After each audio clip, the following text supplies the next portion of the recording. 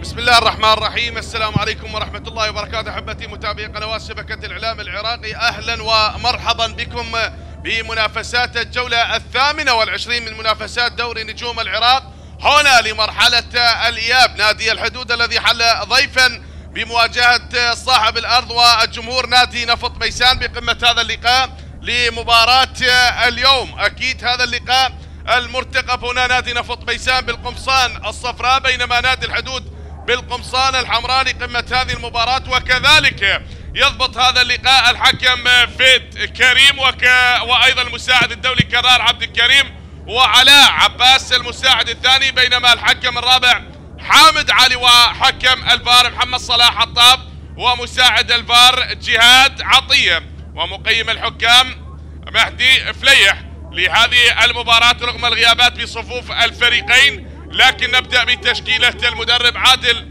نعمة، بالحراسة وسام محمد، خط الدفاع المؤلف من كارلوس برينو والكسندر يولي، محمود خضير كراس سالم. اما بخط الوسط باقر عطوان وياسر نعيم علي كريم سامسون اديكو وناثانيل انكو، وكذلك في خط الهجوم ابراهيم غازي.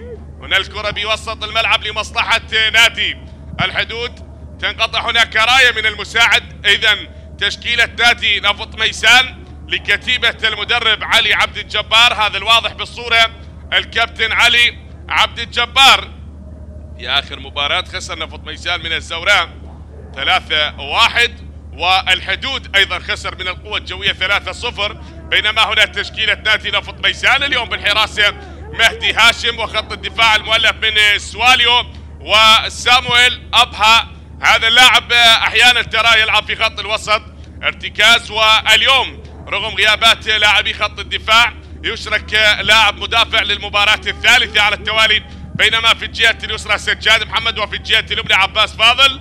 خط الوسط اكرم رحيم ومعروف يوسف حسين علي، بنيامين اكور علي لطيف وعلاء الدين الدالي لنادي نفط ميسان. عدت هذه الكرة هناك تنقطع، بينما صافرة لحكم المباراة تشير لوجود خطأ بعد التدخل بالكرة الماضية. هذا علي لطيف عنده هدف واحد مع نادي نفط ميسان، وواحد من اجمل اهداف نادي نفط ميسان في شباك نادي نفط الوسط بتلك المباراة التي جمعت نفط ميسان ونفط الوسط، والتي انتهت بهدفين دون رد لمصلحة نادي نفط ميسان. اخر مباراة خسر من الزوراء 3-1، وكذلك الحدود خسر مباراته من القوة الجوية ب3 أهداف مقابل لا شيء.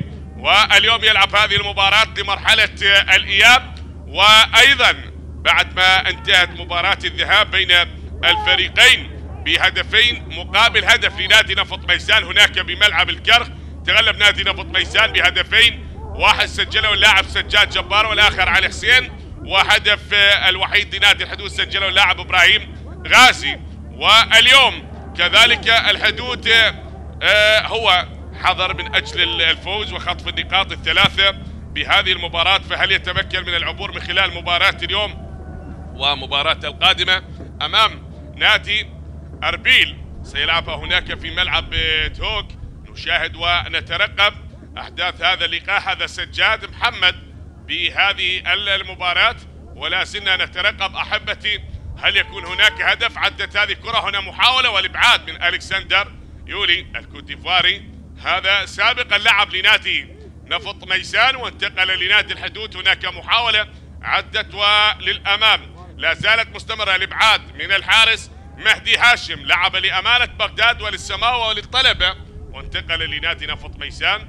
وهنا بعد غياب الحارس أمجد رحيم بسبب البطاقة الحمراء التي تلقاها في مباراة الزوراء، أيضا يحرم من مباراة اليوم. وهناك عدة غيابات بصفوف الفريقين. أتحدث عن غيابات نادي نفط ميسان، غياب اللاعب سجاد جبار، حسين مطر ومحمد سعيد، وكذلك علي خلف، حسين عامر وأمجد رحيم وجعفر ناصر وعلاء سعد.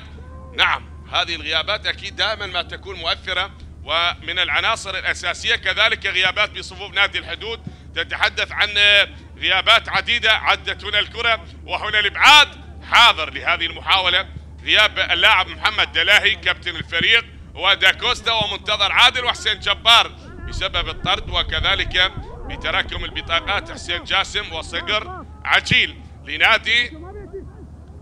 لازلنا نترقب هذه الكرة، عادت هنا المحاولة مستمرة، وهناك لنادي نفط ميسان تلعب بوسط الملعب. هذا إبراهيم غازي من إبراهيم غازي والكرة بوسط الملعب. لا زالت الأمور حتى الآن مستمرة بالتعادل، لا شيء لنادي نفط ميسان ولا شيء لنادي الحدود. الحدود بقمة هذه المباراة كما ذكرت بأكثر من مباراة. الحدود كما اعتدنا على هذا الفريق عندما يلعب مبارياته المهمة أكيد يتحدى ويكسر القيود، لكن أمام نفط ميسان هنا بأرضه وأمام جماهيره يبحث عن خطف النقاط الثلاثة، يريد أن يرتقي بسلم الترتيب، فهو يحتل المركز العاشر من ترتيب دوري نجوم العراق، وكذلك الحدود بالمركز التاسع. عدت هنا الكرة، هنا المحاولة لنفط ميسان ولا زالت مستمرة، يأتي الإبعاد من كارلوس برينو. هنا البرازيلي سبق لهذا اللاعب مثل نادي نفط البصرة. تستمر ندية اللقاء ما بين الفريقين، وهذه الكرة بوسط ملعب هناك أمامية وصلت إبراهيم ولا زالت مستمرة حتى الآن. تستمر ندية هذا اللقاء، وهنا الكرة من اللاعب كرار سالم كابتن الفريق بهذه المباراة اليوم، كرار سالم، وهناك ألكسندر يولي الكوتيفاري وكارلوس برينو بهذه المباراة. لا زلنا نترقب أحبتي ونشاهد. نلعب بالدقيقة السابعة من أحداث الشوط الأول، والمباراة مستمرة بهذا الحال، بهذا التعادل ما بين الفريقين. مرت وهناك للأمام بوسط الملعب، انتقلت الكرة هناك باتجاه اللاعب حسين علي، من حسين لعلي لطيف، مرت هنا للدالي يحاول هذا هداف الفريق برصيد 17 هدف. العرضية والإبعاد حاضر، غادرت أرضية الملعب، الكرة غادرت أرضية ملعب. آخر هدف كان للاعب علاء الدين الدالي، هو في شباك الزوراء سجل هذا اللاعب. نعم، بعد ما سجل عدة أهداف بشباك نادي الطلبة، سجل ثلاثية، وبشباك الميناء سجل ثلاثية، في شباك نوروز أيضا سجل ثنائية، وبشباك كربلاء عنده ثنائية، سجل في شباك أربيل وبغداد والقوة الجوية والزوراء والنفط والقاسم. واليوم يبحث عن هدف هنا، هل ينجح ويسجل هدف في شباك نادي الحدود من خلال مباراة اليوم؟ نترقب. عادت الكرة هناك بوسط الملعب، لا زالت الأمور مستمرة بهذا الحال.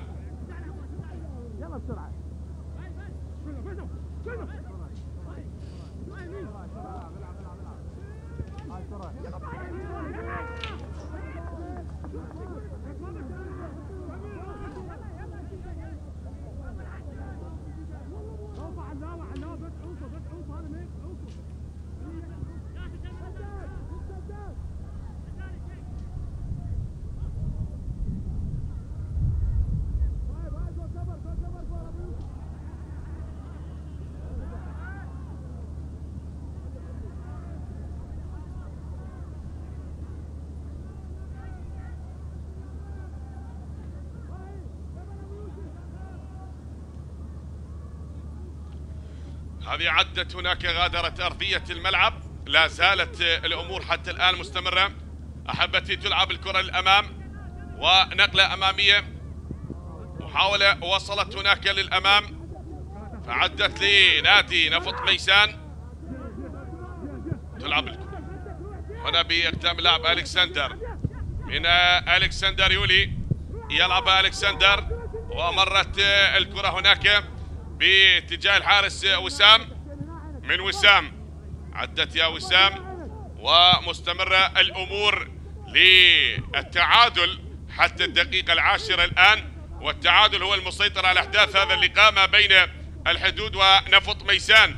تلعب الكرة هناك من الحدود، ولا زالت هذه الكرة هنا تعود بوسط ملعب إبراهيم، والإبعاد يأتي من سواليو. أبعد الكرة سواليو، نعم مرت يا سواليو، هي عدت وتعود هنا بأقدام اللاعب أبها، من اللاعب سامويل أبها.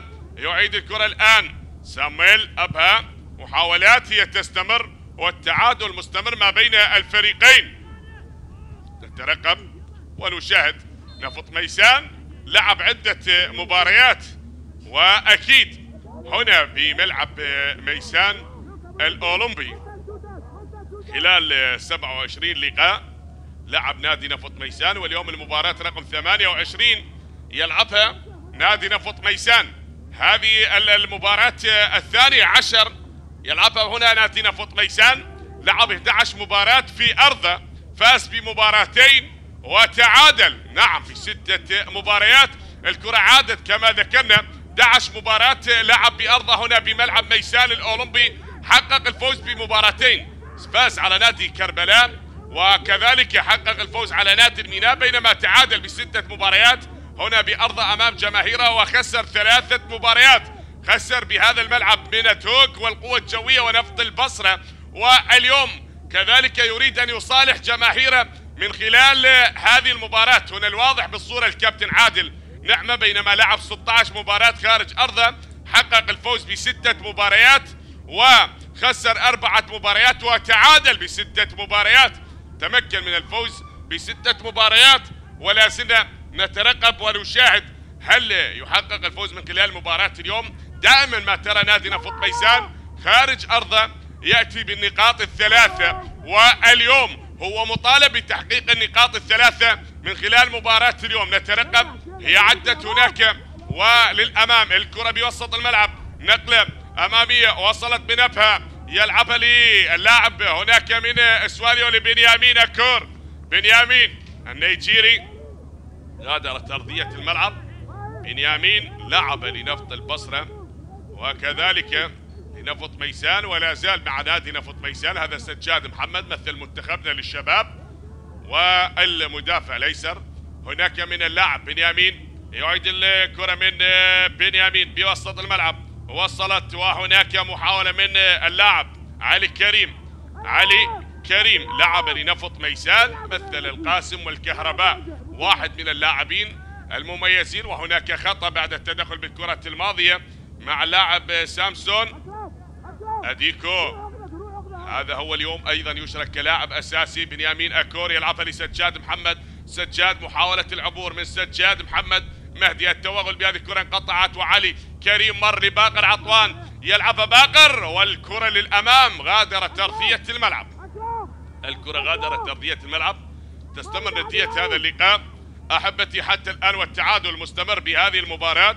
انطلقت هذه الجولة نعم بمباراة أربيل الذي تغلب على نادي النفط بهدف مقابل لا شيء. وهنا المحاولة، هنا العبور، هنا المرور. نثانيل يحاول بأن يعد الآن. سامسون أديكو سدد، ولكن الكرة هناك غادرت أرضية الملعب. وكذلك حكم المباراة الكابتن فيد كريم صاحب التولد 1990 من كربلاء، كذلك مهندس كهرباء، عنده 9 مباريات في دوري نجوم العراق. هذه التمريرة الرائعة التي مرت من تحت أقدام اللاعب سواليو، وهذه التسديدة الجميلة نعم التي غادرت أرضية الملعب. عالج الأمور بسرعة اللاعب سواليو وأبعد الكرة الماضية العاجي. دائما ما كنا نرى سواليو يلعب بقلب الدفاع برفقة حسين مطر الغائب عن هذه المباراة بسبب الإصابة، فعدت هنا الكرة. وكذلك سجاد جبار من اللاعبين المميزين مع نادي نفط ميسان اليوم، من أهم العناصر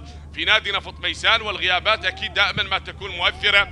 اللاعب علاء سعد، وهنا بالراس وسام، وأيضا جعفر ناصر، وهناك أيضا اللاعب محمد يحيى دلاهي كابتن الفريق وقائد المنتخب الموريتاني، ومنتظر عادل من أبرز الأسماء. وهذه الغيابات لنادي الحدود. كرة بوسط الملعب هنا لألكسندر يولي يلعبها، وبيقدام اللاعب ناثانيل أنجولو يلعب الكرة هناك صافرة وخطأ. سلامة اللاعب، سلامة للاعب ياسر نعيم.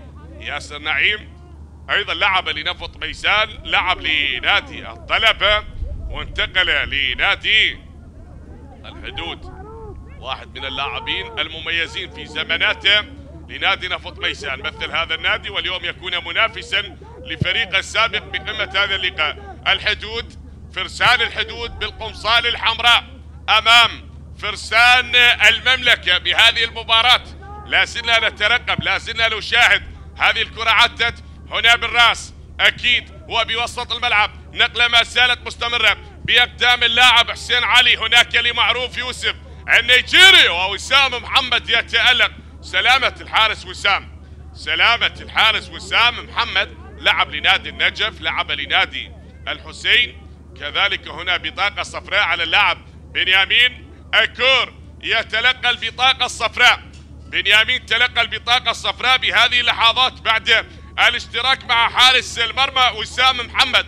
بنفس التوقيت تنطلق مباراة الشرطة وأمانة بغداد، وكذلك بعد هذه المباراتين التي تلعب بنفس الوقت ستنطلق مباراة نفط البصرة وكربلاء الساعة 8:30، وأيضا الساعة 10 مباراة توك أمام نوروز في ديربي شمال العراق بواحدة من أجمل مباريات دوري نجوم العراق. غدا ستكون هناك مباراتين، مباراة القوة الجوية بمواجهة النجف، والطلبة سيلاقي الزوراء. توجيهات الكابتن عادل نعمة، والسلامة للحارس وسام محمد بهذه اللحظات.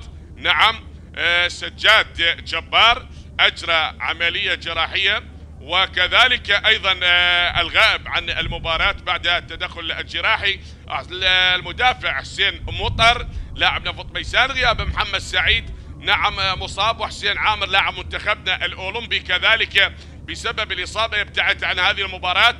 أمجد رحيم بسبب الحرمان، وكذلك جعفر ناصر وعلاء سعد تراكم البطاقات مصاب، وأيضا جعفر لم يكن مستعدا لعدم الجاهزية، بينما منتظر عادل مصاب. داكوستا واحد من اللاعبين المميزين مع نادي الحدود مصاب، منتظر عادل. حسين جبار بسبب البطاقة الحمراء التي تلقاها في مباراة القوة الجوية، وحسين جاسم تراكم البطاقات وصقر عجيل بأيضا سبب الإصابة يغيب عن هذه المباراة. هناك توجيهات للكابتن علي عبد الجبار مدرب نادي نفط ميسان، بجانبه الكابتن الدكتور ضياء سالم المدرب المساعد لنادي نفط ميسان، وأيضا لاعب نادي ميسان سبق لهذا الكابتن درب نادي ميسان ولعب لنادي البحري، وواحد من المدربين الشباب الطموحين مخلد علي، والكابتن صالح سلطان أيضا مدرب الحراس ومدرب اللياقة التونسي أحمد قراجة.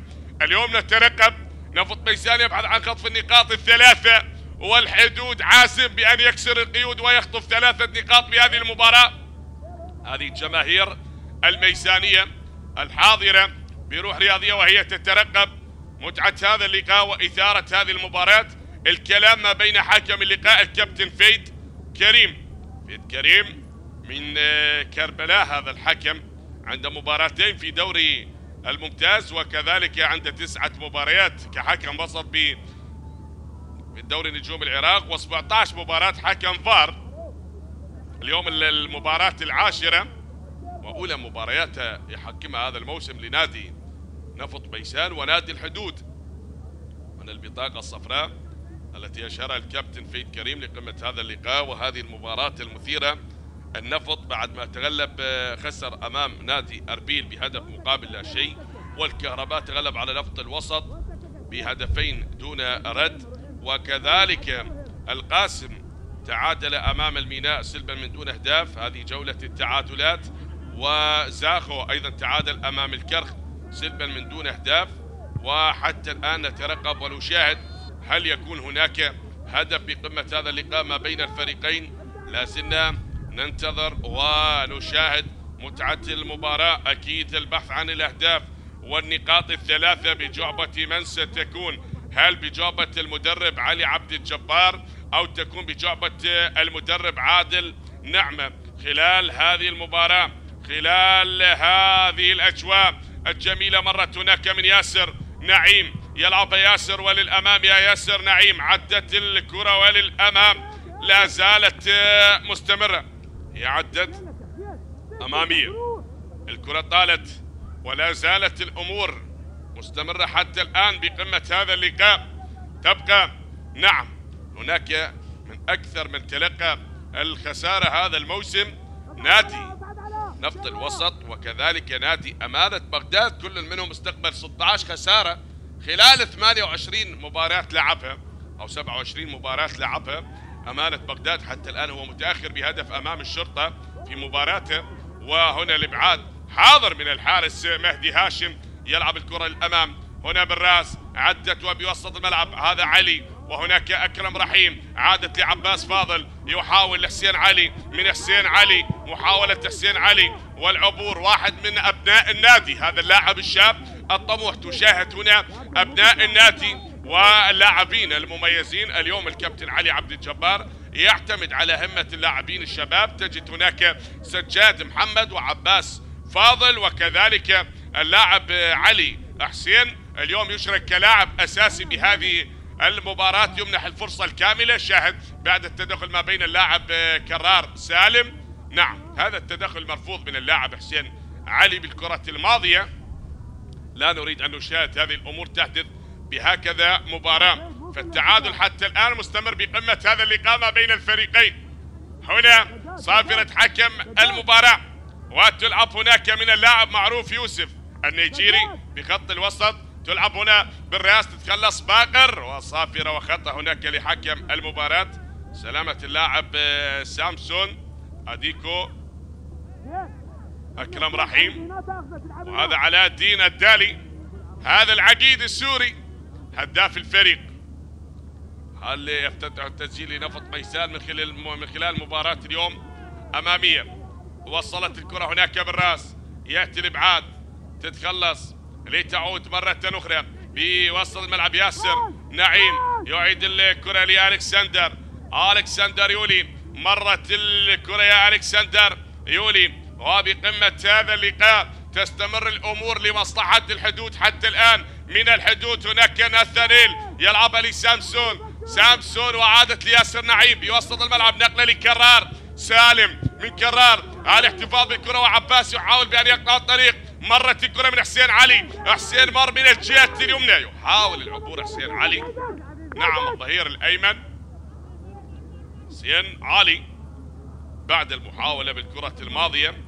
ولا زالت الأمور مستمرة حتى الآن. فتعود الكرة مرة أخرى، هناك أكرم رحيم بوسط الملعب ملعوبة من اللاعب سامسونج، هناك أخرى نقلة من اللاعب سامويل أبها، سامويل لعباس، عباس يحاول الآن، مر عباس فاضل أيضا لاعب منتخبنا للشباب لأكرم رحيم، يلعب الكرة هناك باتجاه اللاعب سجاد محمد، سجاد من الجهة اليسرى لنادي نفط ميسان. وتعود مرة أخرى سواليو، يحاول يا سواليو، عادت الكرة بوسط الملعب من سواليو لمعروف، سواليو يعيد الكرة هنا بوسط الملعب، لا زالت بأقدام اللاعب هذا هو سامسونج للاعب سامويل باتجاه علاء الدين الدالي، من الدالي وكرار يتدخل، كرار سالم أبعد الكرة من أمام الدالي وغادرت أرضية الملعب. مستمر الأمور حتى الآن بقمة هذا اللقاء ما بين الفريقين. هذه المباراة لحساب الجولة 28 من منافسات دوري نجوم العراق. لا شيء لنادي الحدود ولا شيء لنادي نفط ميسان. حتى الآن والأمور مستمرة بالتعادل سلبا من دون أهداف. تلعب الكرة، هناك نقلة وللأمام، هي عدت، هي مرت الآن، والمطالبة من حكم المباراة لكن تستمر. ويقول حكم اللقاء انهض يا كابتن، انهض يا سامسون. أديكو حاول، ولكن هناك من سجاد محمد من الجهة اليسرى، يلعبها سجاد، مرت يا سجاد، عدت هنا للأمام ولا زالت مستمرة. علي يحاول العبور، هنا العرضية للتالي والإبعاد يأتي من ألكسندر يولي بوسط الملعب. نقلة مرة أخرى، هذا سامويل أبها بوسط الملعب، الكرة لا زالت للاعب الأصفر لنفط ميسان وحسين علي، بأقدام حسين علي ضاعت من حسين وغادرت أرضية الملعب بعد ما تدخل اللاعب ألكسندر يولي بالكرة الماضية مع اللاعب عباس فاضل. عباس فاضل ياخذ مكان حسين علي بالهجمات المرتدة، وألكسندر يولي شاهد هذه التمريرة الرائعة التي وصلت لعباس فاضل، وكان قريب اللاعب ألكسندر يولي. نعم، شتت الكرة الماضية، وهنا بعد التدخل التي غادرت أرضية الملعب. لا زالت الأمور مستمرة بهذا الحال، بهذا التعادل ما بين الفريقين. لا شيء لنادي نفط ميسان ولا شيء لنادي الحدود بقمة هذه المباراة. الاثنين نعم يبحثون عن التعويض من خلال مباراة اليوم. نعم، النقاط الثلاثة هل ستكون للكابتن عادل نعمة؟ عادل نعمة نعم يطلب الهدوء من اللاعبين، يطلب التريث من اللاعبين، السيطرة بعد التدخل بالكرة الماضية. شاهد هنا الإعادة للقطة الماضية بين اللاعب سجاد واللاعب هنا سامسون. أديكو بالكرة الماضية، هل كان فيها هناك شك؟ هل كان فيها تدخل؟ هل كان فيها ركلة جزاء؟ لا، ما فيها شيء حتى الآن، ما فيها شيء. وهنا العرقلة أيضا لهذه اللقطة، الإعادة التي تدخل بها اللاعب سامسون، والكلام ربما يذهب للفار ليتأكد، ربما يذهب للفار هناك بغرفة الفار الكابتن محمد صلاح والدولي جهاد عطية. يكلم حكم المباراة فيد كريم أكيد نعم في هذه اللحظات، ووسام محمد أيضا ينتظر كذلك قرار حكم المباراة. هل تعاد اللقطة من اللقطة الماضية التي كان فيها التدخل والشكوك حول تلك اللقطة؟ نترقب ونشاهد، ينتظر حتى يتأكدون الحكام بغرفة الفار، يعطي قرار حكم اللقاء. أم يستمر أم يحتسب هناك ركلة جزاء؟ لكن الأمور حتى الآن مستمرة. هذه الإعادة ما بين اللاعب عباس فاضل وألكسندر يولي، هل كانت فيها عرقلة واضحة حتى الآن؟ هنا نعم، هناك دعس على قدم اللاعب عباس فاضل. ربما يعود الحكم ليتأكد ويعطي قرار. إذا كان هناك قرار فأكيد نعم يذهب ليتأكد بنفسه، يذهب الكابتن فيد كريم ليتأكد بنفسه. إذا كان هناك وجود لركلة جزاء فأكيد سيعطي قراره، وإن لم يكن هناك شيء فتعود الأمور وتستمر بهذا الحال. هذه الإعادة أمام انظار السيد حكم المباراة فيد كريم ليتأكد هنا.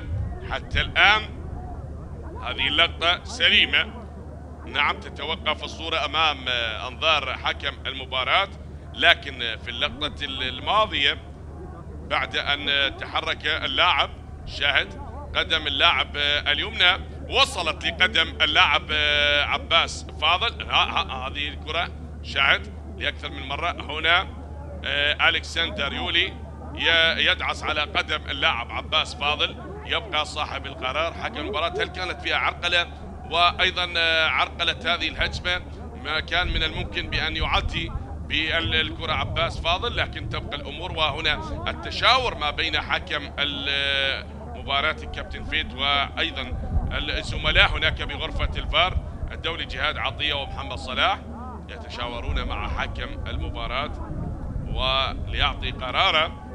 شاهد هذه الإعادة التي توقفت المباراة بهذه اللحظات. لا زال حكم المباراة لن يعطي قراره حتى الآن، لكن تعاد أمام أنظار السادة المشاهدين، وأكيد أمام السيد حكم المباراة، وكذلك أيضا سيكون هناك تشخيص لمثل هكذا حالات. دائما ما تكون الحالات الصعبة، وأيضا لدينا برنامج أنت الحكم يشخص هذه الأمور عندما تكون في مباريات. نعم، يطلب استمرارية اللعب ولا وجود لركلة جزاء. هذا هو قرار حكم المباراة. هذا أكيد سيكون هناك حديث أكثر عند أصحاب الاختصاص إذا كان هناك وجود لركلة جزاء أم لم يكن هناك، لكن حكم المباراة تأكد وانتظر كثيرا وأبدأ بقراره وطلب استمرارية اللعب. إبراهيم غازي الآن لنادي الحدود، هي هذه الكرة ممكن جول، لكن هنا الكرة والخروج للحارس مهدي هاشم. هذا باقر عطوان، هذا باقر عطوان بالكرة الماضية، ولا زالت الأمور مستمرة حتى الآن. عدت هناك لمصلحة نفط ميسان سجاد محمد، من سجاد محمد يلعبها أمامية، فعدت كرة هنا قريبة من كارلوس بيرينو، وصلت لوسام،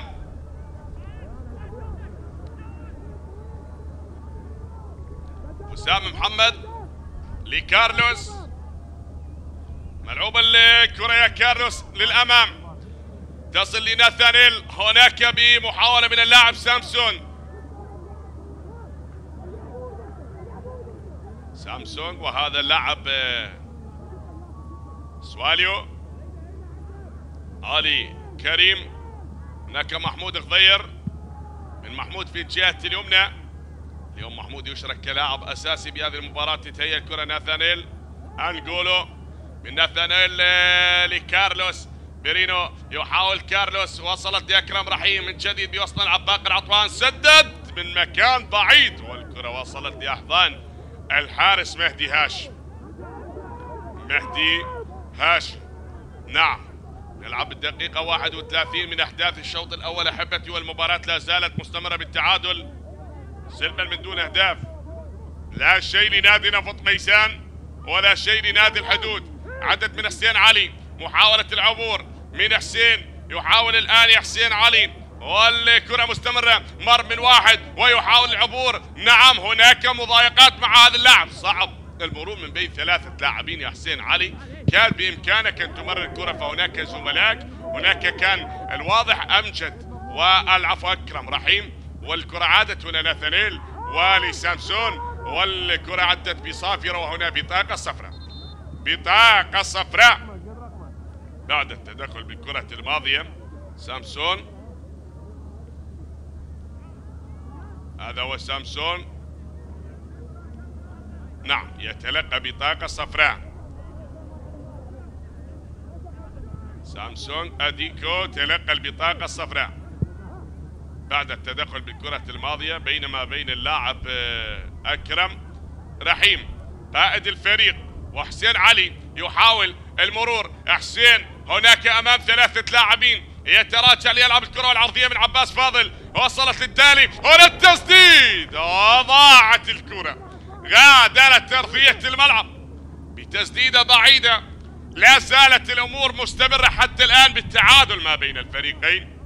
بعد هذه العرضية علي لطيف سدد عند هدف من هذا المكان، هذا اللاعب يسجل أهداف جميلة. هذه العرضية من عباس فاضل، أخطأ الدالي وسدد علي لطيف. هذا اللاعب يلعب خلف المهاجمين، ولكن غادرت هناك وتعود لعبة أيضا لنادي الصناعات الكهربائية في وسط الملعب، وصافرة لحكم المباراة. خطأ في وسط الملعب لنادي نفط ميسان بهذه القمصان الصفراء، اللهب الأصفر أمام الغضب الأحمر. الحدود، فرسان الحدود يبحثون عن هدف أول من خلال مباراة اليوم. هل ينجحون؟ هل يعبرون هذه المباراة؟ ألكسندر يولي الإبعاد حاضر، تتخلص من ألكسندر، وصلت للاعب سواليو، من سواليو يلعبها للأمام، هناك يسواليو لبنيامين أكور، عادت التالي ويلعبها لعلي لطيف. علي لطيف في الجهة اليسرى، هناك يحاول أن يخطف الكرة لكن غادرت أرضية الملعب. هذه الكرة غادرت أرضية الملعب، مستمرة هذه المباراة بقمة هذا اللقاء حتى الآن أحبتي، والتعادل مستمر، لا شيء لنادي نفط ميسان ولا شيء لنادي الحدود. الحدود لعب 27 مباراة، حقق الفوز ب10 مباريات بينما تعادل ب7 وخسر ب10. عكس نفط ميسان أيضا الذي لعب 27 مباراة. وهنا باقر عطوان يحاول العبور من باقر، ناثانيل يلعبها، مرت الكرة على سواري ويأتي الإبعاد من سجاد محمد، هو عالج الأمور وأبعد الكرة. أكرم رحيم بوسط الملعب، هذا معروف من معروف، لكن تنقطع الكرة بوسط ملعب كارلوس أبرينو، هذا البرازيلي يلعبها وعدت هنا لنادي الحدود مرة أخرى بتسديده، لا لن تمر ولن تعدي، والإبعاد حاضر بالكرة الماضية، لكن هناك تغادر أرضية الملعب. الكرة غادرت أرضية الملعب وهذا قرار سالم ومن تدخل وأبعد تلك الكرة. قرار سالم تعود مرة ثانية، عادت الكرة وصلت هناك لألكسندر يولي يلعبها باتجاه اللاعب ناثانيل، لكن علي كريم ما مرر الكرة علي ووصلت من عباس فاضل، يأتي الإبعاد عباس هنا لياسر نعيم، المرور بهذه الكرة ولنادي نفط ميسان. سواليو قريب حتى الآن تشاهد هذا التعادل بهذه الأمور المستمرة سلبا من دون أهداف. شاهدنا نفط ميسان وصل لأكثر من مرة لمرمى الحارس وسام محمد لكنه لن يسجل حتى الآن. وهنا كارلوس، الإبعاد حاضر من كارلوس، طالت يا كارلوس، وركنية لنادي نفط ميسان. هناك ركنية، سلامة اللاعب، سقوط أحد لاعبين على أرضية الملعب على ما يبدو. سامسونج نعم يشكو من إصابة بعد أن أبعد تلك الكرة الماضية، وبعد هذا التدخل من اللاعب سامسونج باللاعب سجاد محمد هو من احترز الطريق. ولا زالت الأمور مستمرة حتى الآن. نفط ميسان لعب 27 مباراة، عاد النعمة الواضح بالصورة، فاز ب8 مباريات وتعادل ب12 مباراة بينما خسر 7 مباريات. استطاع أن يسجل 31 هدف بينما استقبل الشباكة 26 هدف وبرصيده 36 نقطة. هل يتمكن من الفوز؟ هذا السؤال يتكرر وننتظر هذه الأمور. هل ينجح نفط ميسان بأرضه ويصالح جماهيره بعد ما خسر بثلاثية قاسية من نادي الزوراء؟ وبتلك المباراة أيضا كان عنده نقص بعدد اللاعبين بعد طرد الحارس أمجد رحيم، واليوم يلعب بكامل العدد أمام نادي الحدود. ملعوب هنا بالراس، الحدود كذلك خسر مباراته أمام القوة الجوية ب3 أهداف مقابل لا شيء، والجوية كان يعاني من الطرد، كان عنده طرد اللاعب سعد ناطق في الدقيقة 40 من الشوط الأول، طرد اللاعب سعد ناطق وبقي يلعب 50 دقيقة نعم ب10 لاعبين ولن يتمكن الحدود من تسجيل هدف وحيد حتى. عادت هنا الكرة والمحاولة لا زالت مستمرة من اللاعب ناثانيل، يلعبها بوسط الملعب هناك لسامسون، سامسون يحاول، سامسون ينتظر، عدى سامسون وبالملاصقة الفردية هناك سامويل أبها، وهناك أيضا الكرة تترك وتغادر سلامة اللاعب سامسون يبدأ اعتراضه ويشكو لحكم المباراة. ولا زلنا نترقب قمة هذا اللقاء. شاهد هذا بينما بين اللاعب سامسون وسامويل أبها، المباراة مستمرة حتى الآن، هي تلعب. هذه الإعادة اللقطة التي أبعدها اللاعب أمجد، هناك أكرم والكرة بوسط الملعب، وهنا على التنفيذ للحارس علي مهدي هاشم، ملعوبة من مهدي للأمام ناثانيل، أكرم رحيم للدالي، وصلت لوسام، وهناك راية والتسلل كان حاضر على اللاعب علاء الدين الدالي. راية المساعد الدولي كرار عبد الكريم، المساعد الأول لحكم المباراة كرار عبد الكريم.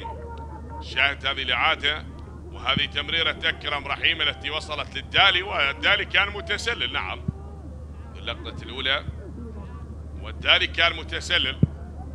التعادل يهيمن على أحداث اللقاء حتى الآن أحبتي، والمباراة مستمرة بهذه النتيجة البيضاء. هناك محاولات تستمر وللأمام، فعدت الكرة لعلاء الدين من الدالي، يحاول ويعيد الكرة الدالي للاعب معروف يوسف، هذا هو من معروف النيجيري بوسط الملعب. نقلة هناك لباقر عطوان، يلعبها باقر ومرت من اللاعب سواليو، يعيدها للحارس مهدي هاشم، تلعب طويلة من مهدي هاشم والكرة بالراس تتخلص، وهنا حسين علي بوسط الملعب من حسين علي، محاولة العبور لكن هناك صافرة لحكم المباراة. الخطأ بالكرة الماضية. لا زالت الأمور مستمرة. شاهد هنا التدخل مع اللاعب حسين علي من اللاعب ياسر نعيم باتجاه اللاعب معروف لبنيامين أكور. بنيامين يلعب لسجاد. أكرم رحيم من أكرم رحيم، وصلت يا أكرم لمعروف. سامويل أبها لعباس، الآن عباس فاضل لعلي لطيف، هذا علي لطيف يحاول العبور. علي لطيف ينتظر بهذه التمريرة جميلة لسجاد، مر الآن هنا العرضية من سجاد جميلة، وصلت حسين علي. حسين هل يستغل هذه الثغرات؟ هل تكون عرضية؟ هنا بنيامين أكور والإبعاد من ألكسندر يولي، أبعد الكرة ألكسندر يولي، مرت ولا زالت الأمور مستمرة. الأكثر وصولا للمرمى لاعبين نادي نفط ميسان. تصل الكرة لمنطقة ال18 بأكثر من محاولة، لكنها لن تصل لشباك الحارس وسام محمد، ولا زالت الأمور بهذا الحال. هنا الدالي مر وألكسندر يولي لا، يقول لا مرور يا دالي، لا عبور يا دالي، في الكرة ضاعت وهنا أبعدها ألكسندر يولي. ألكسندر يشكو من إصابة. سلامة ألكسندر يولي. الدقائق تمضي وكل شيء يمضي بهذه المباراة، ونلعب بالدقيقة 41 من أحداث الشوط الأول أحبتي، والتعادل هو المهيمن على أحداث هذا الشوط. هذه اللقطة للإبعاد. نعم شاهد، هذه الإعادة لهذه الكرة كانت بيد اللاعب ألكسندر، لا ربما لن ينتبه حكم المباراة، فالكرة بالراس وعدت، كانت داخل منطقة ال18، وكانت هناك مطالبة من الكادر التدريبي لنادي نفط ميسان بتلك اللقطة التي أبعدها بالراس المدافع كارلوس بيرينو، وأيضا وصلت ليد اللاعب ألكسندر يولي. وسام محمد، ملعوبة من وسام، يأتي الإبعاد، تتخلص يا وسام، وتكون هناك للاعب باقر عطوان، يحاول باقر لياسر نعيم، تمريرة من ياسر لسامسون، وهنا سواليو يحاول بأن يقطع الطريق. نعم لا زالت بأقدام سواليو، يتراجع يلعب لأكرم رحيم، من أكرم تمريرة خاطئة يا سواليو، ومرت من ناثانيل. هذا هدف يا إبراهيم غازي. ضاعت الكرة الماضية يا إبراهيم غازي، كاد أن يعدي ويسجل، ولكن كانت هناك راية للمساعد لحكم المباراة على اللاعب إبراهيم غازي، وإبراهيم كان يطالب حكم المباراة بعد التدخل من سواليو بهذه اللقطة. شاهد سواليو هل يحترض طريق اللاعب إبراهيم غازي؟ نعم، وكانت هناك صافرة لحكم المباراة، وكان قريب باللقطة الماضية للأمام. مرت هذه الكرة للدالي، يحاول، ولا زالت الأمور مستمرة أحبتي بهذا التعادل. جاء الإبعاد من محمود الضير، خلص الكرة الماضية. عدة لقاءات جمعت الفريقين، نعم 16 لقاء خلال مباريات الفريقين عند المواجهات الماضية، وهذا اللقاء رقم 17 خلال المواجهات التي جمعت الفريقين. نفط ميسان فاز ب5 مواجهات، الحدود فاز بمواجهتين، وحضر التعادل ب9 لقاءات. هذه كرة عدت، هناك مرت. أكثر نتيجة تكررت خلال لقاءات الفريقين هي 1-1. نعم هذه النتيجة حضرت 6 مرات. تعود هناك محاولة من اللاعب بنيامين أكور. من بنيامين يعيد الكرة لنفط ميسان وأكرم رحيم. الكرة بوسط الملعب من أكرم رحيم لباقر عطوان وصافرة حكم المباراة. هناك الخطأ لمصلحة هذا اللاعب أكرم رحيم. لعب لنفط ميسان، لعب للشرطة فترة ومن ثم عاد لنفط ميسان، ولأكثر من 7 مواسم هو يمثل نادي نفط ميسان. هذا اللاعب لا زال قائد الكتيبة، كتيبة فرسان المملكة، واليوم أمام فرسان الحدود بعد محاولات الدالي وبنيامين المستمرة. هذه الكرة غادرت أرضية الملعب، كل شيء مستمر والتعادل أيضا مستمر بهذه المباراة. لا شيء نفط ميسان ولا شيء للحدود. من يكسر القيود بهذه المباراة؟ هل الحدود ويعود للعاصمة ب3 نقاط، أم تكون النقاط ال3 لنادي نفط ميسان؟ الإبعاد حاضر تتخلص، وشاهد هنا التراجع الواضح للاعبين نادي الحدود بهذه اللحظات. تلعب للحارس مهدي هاشم، يلعب هذه الكرة من مهدي هاشم، انقطعت وهنا بالراس. تعود مرة أخرى باقدام اللاعب باقر عطوان. لعب لنادي كربلاء من ياسر نعيم، ولكن وصلت لأكرم، يلعب للأمام من أكرم أمامية هناك باتجاه اللاعب بنيامين أكور. بنيامين والعرضية كارلوس، يأتي الإبعاد كارلوس فينو لأكرم رحيم. أكرم عادت من أكرم والكرة من معروف هناك لسجاد. سجاد لأكرم، سجاد لأكرم، أكرم لمعروف، يعيد الكرة لسواليو. سواليو وصلت لسجاد مرة أخرى، سواليو يعيدها مرة ثانية من سواليو لمعروف، وهنا الكرة بوسط الملعب تلعب وألكسندر يولي، انقطعت من باقر لياسر، ياسر لألكسندر، ألكسندر يولي، وتلعب هذه الكرة طويلة للأمام. 5 دقائق كوقت إضافي لنهاية أحداث الشوط الأول. سواليو بوسط الملعب ياخذ مكان خط الوسط ويلعب الكرة هنا، الكرة من معروف يوسف وبالراس. هنا نفط ميسان بأفضلية الآن بهذه المحاولات، لكن الهدف حتى الآن غائب. لا شيء للحدود ولا شيء لنفط ميسان. وصلت الكرة وهناك صافرة لحكم المباراة فيد كريم. صافر دوا خطأ لمصلحة اللاعب علي كريم، أيضا لعب لنادي نفط ميسان. 2 ألكسندر يولي وعلي كريم. تلعب الكرة للأمام، مهدي هاشم من مهدي، هذه عدت هناك لسجاد محمد. سجاد يحاول العبور بهذه الكرة من سجاد، هل تكون تمريرة السجاد هناك باتجاه علي لطيف؟ لن تشاهد الدالي بمستواه المعهود التي اعتادت عليه جماهير نادي نفط ميسان، يعني يسجل الأهداف، لكن الأهداف غائبة عن الطرفين حتى الآن. لا شيء للحدود ولا شيء لنفط ميسان.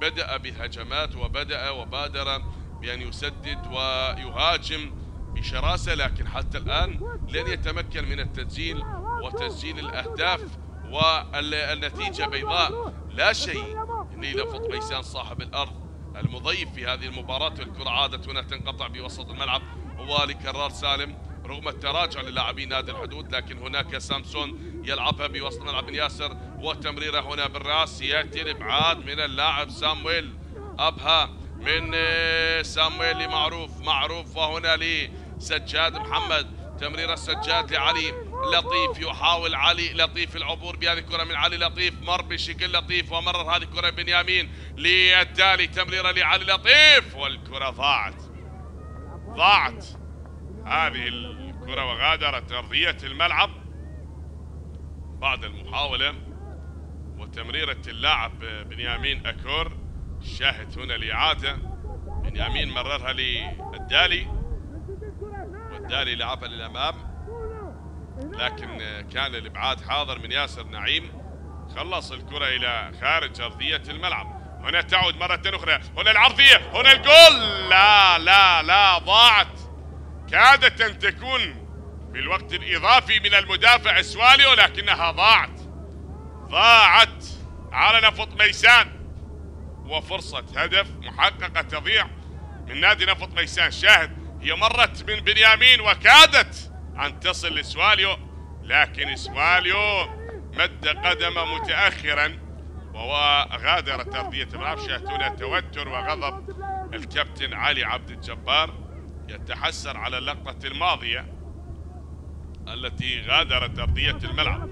هنا للأمام الارتقاء ويأتي الإبعاد، تعود لعباس وهنا لبنيامين، تلعب باتجاه من سواليو لبنيامين، وهناك لعلي لطيف. علي لطيف عادت من ياسر نعيم، يتراجع للخلف ياسر نعيم ليبعد الكرة ولخارج أرضية الملعب. تتخلص يا ياسر نعيم. هنا توجيهات الكابتن علي عبد الجبار حتى الآن، والأمور مستمرة بالتعادل بين نفط ميسان والحدود. الكلام نعم. كذلك يدخل الفريق المعالج بهذه اللحظات سلامة اللاعب إبراهيم غاسي. سلامة لكل اللاعبين. نادي الحدود تمكن من الفوز ب10 مباريات، حقق الفوز على نادي نفط البصرة 2-1، وكذلك فاز على نفط 2-0، فاز على الكرخ 1-0، وعلى أمانة بغداد 2-1، أيضا على نفط الوسط 2-1، فاز على الطلبة 1-0، وكذلك تمكن من الفوز على أربيل 1-0 و3-2 على نادي نوروز هناك بملعب السليمانية، وفاز 2-1 على نفط البصرة في مباراة الإياب، وأيضا فاز على نفط الوسط كذلك في مباراة الإياب 2-0. هذه الكرة بالراس تتخلص، بينما هو خسر 10 مباريات. أيضا إبعاد من ألكسندر يولي، وهنا اللحظات المستمرة بهذا التسديد، وهذه الكرة وصلت لوسام محمد. الوقت الإضافي نعم انتهى، وبانتظار الإعلان لصافرة حكم المباراة لأحداث هذا الشوط. ربما في الشوط الثاني تكون هناك حلول للكابتن عادل نعمة أو للكابتن علي عبد الجبار. نعم تأتي هنا صافرة حكم المباراة تعلن عن نهاية الشوط الأول بالتعادل سلبا من دون أهداف. أكيد سنعود ونكمل أحداث الشوط الثاني، وتكون هناك حلول للمدربين بتغيير الخطط لمجريات الشوط الثاني، لكن بعد الاستراحة القصيرة.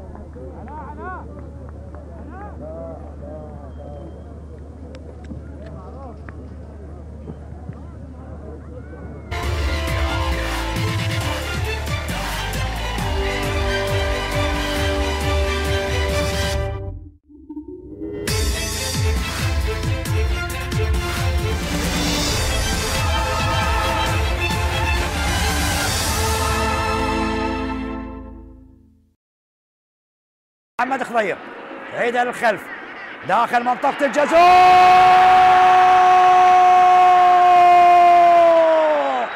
الميناء يسجل الآن عن طريق المتوهج كرار جعفر. المتوهج كرار جعفر. الله الله الله الله الله، يظهر الميناء في هذه اللحظات. السفانة السفانة السفانة السفانة يطلق الأفراح على المدرجات لجماهير الميناء، لجماهير الميناء. وكرار جعفر نجم هذا الموسم مع الميناء، النجم الأول والأوحد لفريق الميناء. الله على كرار جعفر. كرار جعفر يسجل هدف جميل وهدف الرابع خلال هذا الموسم. كرار جعفر، لاحظ الإعادة، لاحظ اللقطة، لاحظ التمريرة من الأمير من الأمير من الأمير إلى كرار جعفر، من الأمير إلى كرار جعفر، لكرار جعفر وراسية كرار جعفر. كرار الأمير وكرار جعفر من صنع كرار الأمير، وكرار جعفر براسية يسجل للميناء هدف أول في هذه اللحظات في هذه المباراة. شاهدنا توقفات كثيرة خلال هذه المباراة خطيرة، وهدف تعادل. هدف تعادل لكربلاء. عادوا كربلاء يسجل التعادل الآن، وصلاح حسن هو من يعيد كربلاء إلى نقطة البداية. إذا كربلاء يدرك التعادل في هذه اللحظات بعد 3 دقائق. فريق كربلاء يعيد المباراة إلى نقطة البداية. لاحظ الإعادة والتمريرة داخل منطقة الجزاء، يسجل من خلالها صلاح حسن. لاحظ الإعادة، هدف التعادل عبد العباس.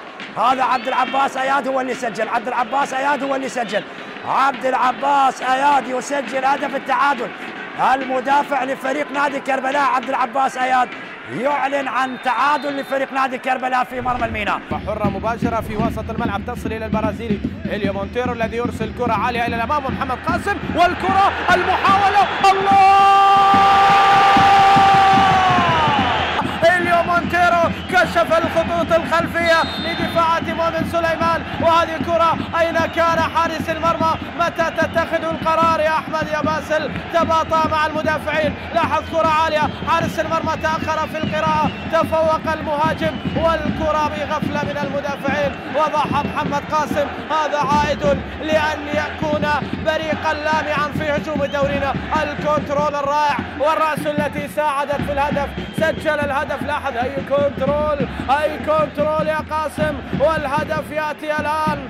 الهداف عاد بصبغته المعتادة ليسجل في مرمى القيثارة. هنا محاولة وكرة عند فهد اليوسف، نترك العصور وكرة عالية. الله! حضر المهند فحضر معه هدف التعادل. الهداف يسجل للشرطة، مهند علي يعيد القيثارة إلى التعادل. مر فهد، وصل فهد ولعب كرة عالية، ومهند علي تمكن من وضع الكرة في الشباك. لاحظ فهد اليوسف الكرة باليسرى عالية، ومهند حاضر موجود. الله الله الله الله الله الله الله الله! مهند علي المعتاد على هذه الحالة يسجل الآن، وكأن مدافعي أربيل يراقبون مهند علي ليستمتعوا برأسياته ويراقبوه للاستمتاع لا للإيقاف. نعم كرة عالية، ومهند علي سيفهم الضارب يسجل الآن، يضع الكرة في الشباك والتعادل يا ميمي. الكرة عالية ومهند حاضر موجود، والكرة من تحت حارس المرمى. هي في مرماك يا جولي، لا تبحث عن شيء فأنت في حضرة مهند. نعم يطلب منهم السكوت.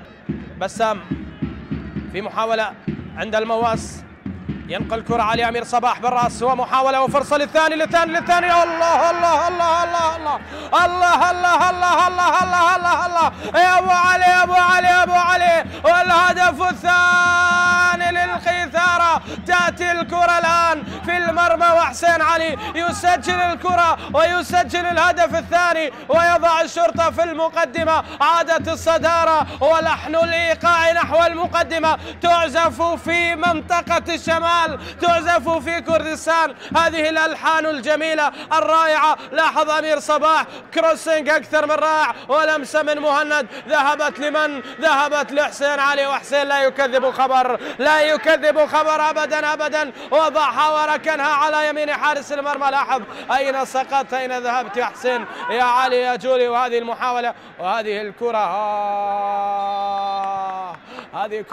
هذه كرة غلط فيها حارس المرمى، والكرة التي وصلت باغتت الجميع. كرتين ساقطتين في منطقة الجزاء، هدفين للشرطة. لكن الغريب في الأمر الكرة ليست قوية.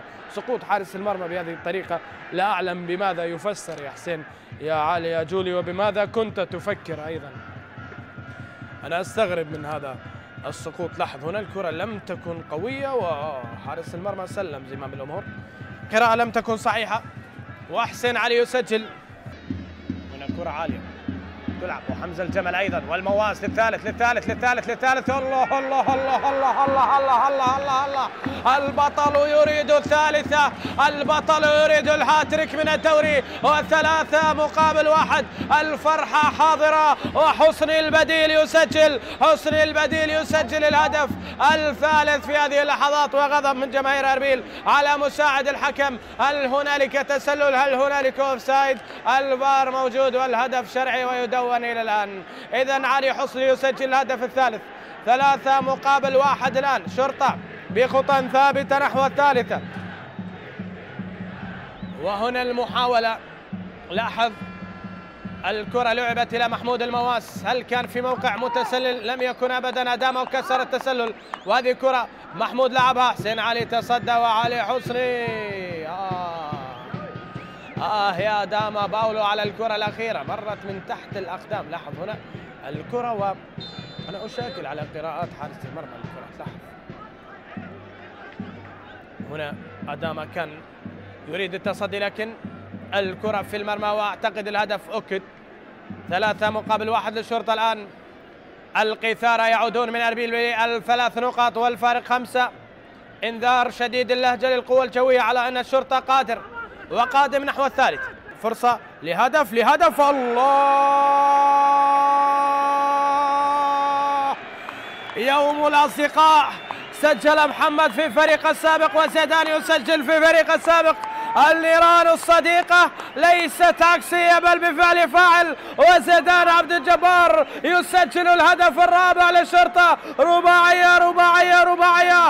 القيثارة يصرون على الرباعية. زيدان عبد الجبار، الله يا حريف يا ولد، وهدف من أجمل أهداف الموسم. لاحظوا التسديدة القوية ومن أعلى حارس المرمى، والكرة الجميلة الرائعة، التسديدة المباشرة، والرابع يا زيدان، والكرة صعبة على حسين علي جولي وعلى أي حارس في العالم، وهذه كرة إلى المرمى والرابع وبالأربعة. الشرطة ما أجمل ما أروع، والهدف يأتي الآن الرابع لتأكيد الانتصار. الأجواء المتوترة، كرة إلى محمد قاسم قد يمر من أحمد باسل، والكرة والمحاولة، والرابع مقابل 2. ثاني لأربيل يأتي الآن. الرابع للشرطة كان حاضر لكن الثاني لأربيل، وهدف تقليص الفارق يدون، ومحمد قاسم نصيف ينجح في تقليص الفارق. 4-2. مرور أكثر من رائع، وكرة في العمق المكشوف. نعم، للمرة الثانية يفعلها بدفاعات الشرطة محمد قاسم نصيف، ويسجل الهدف الثاني له في المباراة ولفريقه أربيل. واعتقد هنا الهدف شرعي، الحكم لم يرفع الرأي المساعد في انتظار الفار أيضا، ومحمد قاسم يسجل الهدف الثاني. 4-2 الآن. وكيف هو القرار؟ يترك لحكم الفار. مرور كالرائع وهدف يسجل في مرمى الشرطة. لاحظ محمد قاسم اعتمدوا على الراية، وهنا الصافرة من السيد أحمد كاظم في هذه اللحظات. أيها الأحبة أيها المتابعين، تنهي أحداث هذه المباراة. الشرطة يصل إلى النقطة 54. مرتضى عادل إلى محمود. مرتضى من جديد، تحويلة، كرة خطيرة بالراس، جول! كرار سالم يخطف كرة رأسية من موقف صعب ويحرز أول أهداف المباراة بالدقيقة 29 من عمر المباراة. رقم 25 للحدود بالدقيقة 29 هدف المباراة الأول، و25 هدف 8 لاعبين يسجلوها هذا الموسم لنادي الحدود. وهدف التقدم، شوف كرة حلوة من محمود إلى مرتضى، لعبها أو من بين المدافعين، انطلق ولعب كرة رأسية من أمام جوزيف إكمودي وأحرز أول أهداف المباراة. 1 الحدود لا شيء النفط. الحسنة الوحيدة بالمباراة هو أن يكون هدف فيها. عالية ملعوبة الكرة، جول! ندفرك أودو يدرك التعادل بالدقيقة 54 من عمر المباراة. ندفرك أودو بالدقيقة 54 من عمر المباراة بكرة رأسية اجتازت الحارس وسام محمد، وهو الهدف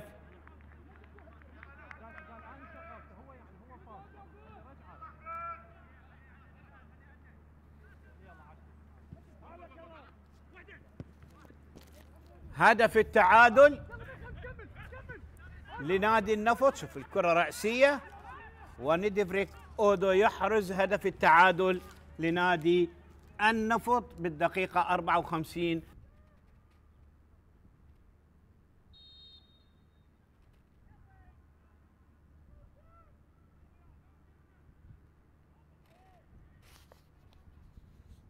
قدم أوكيكي، قدام ويسجل الهدف الثاني.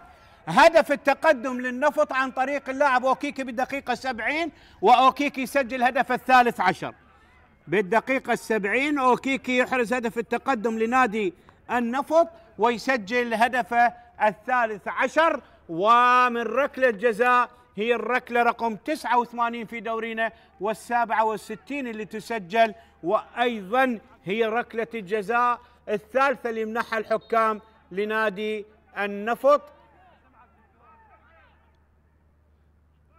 2 أمام الحدود وواحدة أمام الكهرباء، ويسجل 2 ويخطأ في واحدة نادي النفط. هدف التعادل من ركلة جزاء يسجل أوكيكي، وهذه الرقصة الأفريقية صحبة كرار علاء. هذا كريم دلي وتلعب الكرة للأمام، وهذه بالراس يأتي الإبعاد تتخلص، ربما هدف. جول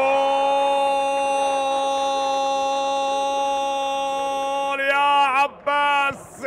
عباس جاسم يسجل الهدف الأول بالمباراة من عباس جاسم لنفط الوسط لعندليب الفرات، يفتتحون التسجيل هنا بملعب تهوك.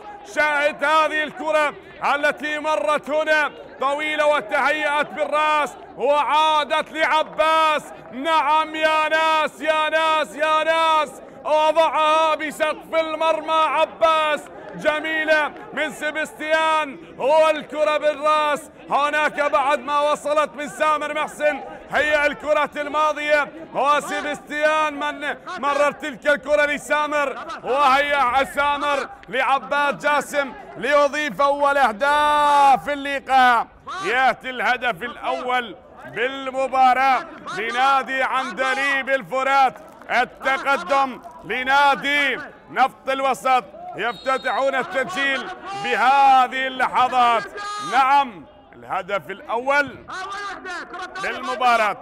نفط الوسط الحفاظ على نتيجة المباراة، لابد أن يقود المباراة بهدف ثاني. هنا العرضية، هنا الرأسية، هنا الجول، هنا الجول، هنا الجول، جول!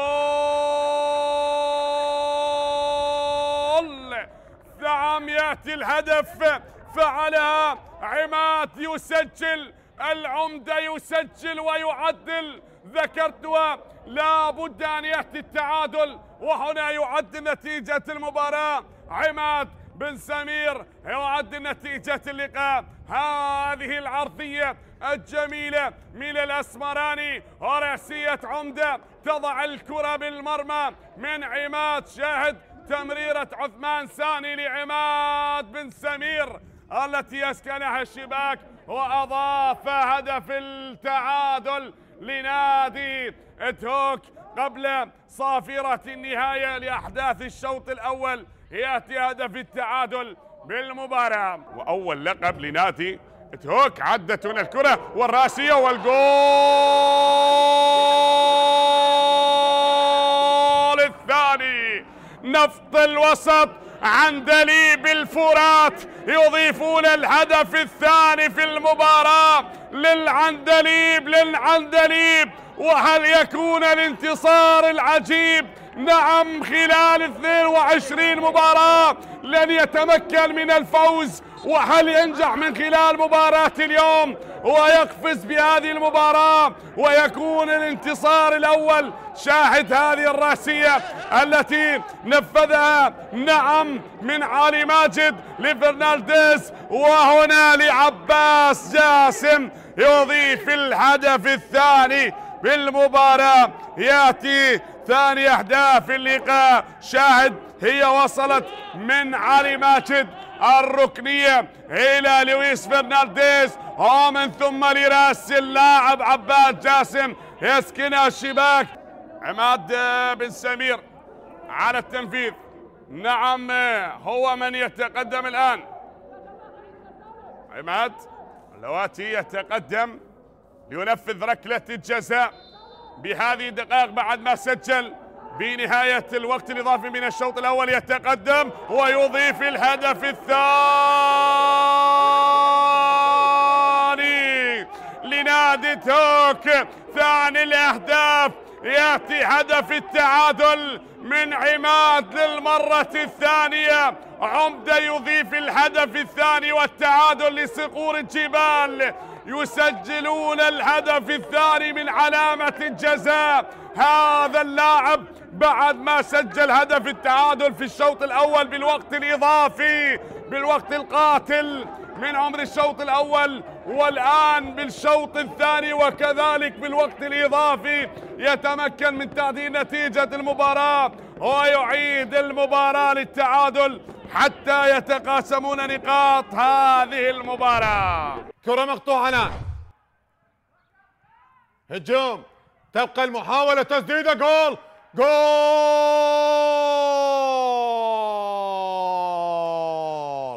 هدف أول لكناري العاصمة، هدف أول لكناري العاصمة.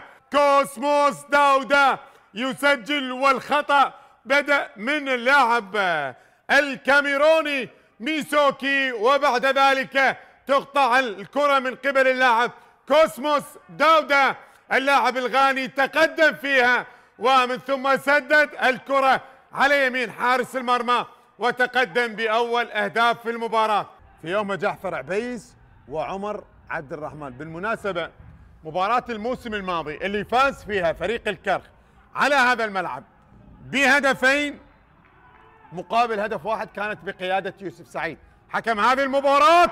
جول جول. اهلا ومرحبا بكم من جديد احبتي متابعي قنوات شبكة الاعلام العراقي. بعد ما تركنا الشوط الاول ينتهي بالتعادل سلبا من دون اهداف، اتينا لمجريات الشوط الثاني، شوط المدربين، شوط التكتيك، شوط الحلول الفنية. يا ترى ما هي الخطة التي رسمها الكابتن علي عبد الجبار لنادي نفط بيسان؟ وما هي خطة المدرب عادل نعمة لأحداث الشوط الثاني لقمة هذا اللقاء؟ عدت هناك الكرة بعد انطلاق صافرة البداية لأحداث الشوط الثاني من حكم المباراة فيد كريم ومساعده الدولي الأول كرار عبد الكريم، وكذلك المساعد الثاني علاء عباس وحامد علي، وكذلك أيضا مقيم الحكام وحكام الفار محمد صلاح وجهاد عطية الدولي ومهدي فليح أيضا مقيم الحكام لقمة هذا اللقاء. انتهى الشوط الأول بالتعادل سلبا من دون أهداف، أتينا للشوط الثاني وتحدثنا عن غيابات الفريقين، لكن اليوم ننتظر نتيجة هذه المباراة. هل تكون لصاحب الأرض والجمهور هنا بملعب ميسان الأولمبي ولصاحب الأرض نادي نفط ميسان، أم ستكون هناك لنادي الحدود الفريق الذي حل ضيفا هو كذلك يبحث عن هدف أول بقمة هذا اللقاء؟ الإبعاد حاضر، نفط ميسان بالقمصان الصفراء بينما الحدود بالقمصان الحمراء. وهنا علاء الدين الدالي الدالي عدى، وهناك الكرة غادرت أرضية الملعب.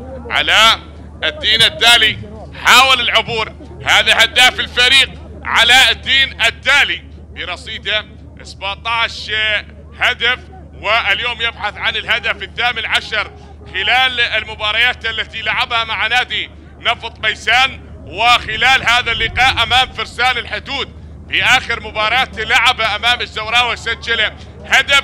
وكذلك تحدثنا عن الغيابات التالي، يحاول هنا المحاولة من علاء الدين الدالي لأكرم ووسام رحيم. هنا وسام محمد يتألق بالكرة الماضية. وأيضا ذكرنا من أبرز الغيابات اليوم عن تشكيلة المدرب علي عبد الجبار بما فيها الحارس الأمين لنادي نفط ميسان الكابتن أمجد رحيم الغائب عن هذه المباراة بسبب تلقي البطاقة الحمراء بتلك المباراة. وشاهدنا الأحداث المؤسفة في مباراة الزوراء التي حدثت أمام نادي نفط ميسان وتلقى البطاقة الحمراء، كذلك جعفر ناصر وعلاء سعد وحسين مطر وسجاد جبار. هذه الغيابات وأيضا غيابات نادي الحدود قائد الكتيبة محمد دلاهي البوريتاني وداكوستا ومنتظر عادل وحسين جبار، ولا زلنا نترقب سلامة اللاعب. محاولات هي مستمرة بتبادل هذه الهجمات ما بين لاعبي الفريقين، من ينجح ويخطف النقاط الثلاثة ومن يسجل أهداف هذه المباراة، ولمن ستكون النقاط بقمة هذا اللقاء ما بين الحدود ونفط ميسان. ننتظر ونترقب سلامة اللاعب. وهنا بنيامين أكور، هذا هو بعد التدخل بالكرة الماضية ما بين اللاعب كارلوس برينو البرازيلي وعلاء الدين الدالي. شاهد هنا العرقلة التي كانت من اللاعب كارلوس برينو بالكرة الماضية. وأيضا هنا الكرة ثابتة لمصلحة نادي نفط ميسان، تلقى البطاقة الصفراء البرازيلي كارلوس. وعلى التنفيذ الآن هذا هو معروف يوسف النيجيري. على التنفيذ لهذه الكرة الثابتة لنادي نفط ميسان. نترقب تلعب بهذه الكرة وبالراس ألكسندر. هنا التسديدة عدت وهناك من سامويل وصلت للحارس وسام محمد. بدأ نفط ميسان بتسديداته وبالتهديدات بالكرات الماضية وهذه تعود الآن. هناك بنقلة عدت ولكن طالت أيضا على اللاعب محمود خضير بالكرة الماضية. لا زلنا نشاهد وصافرة حكم المباراة في هذه اللحظات.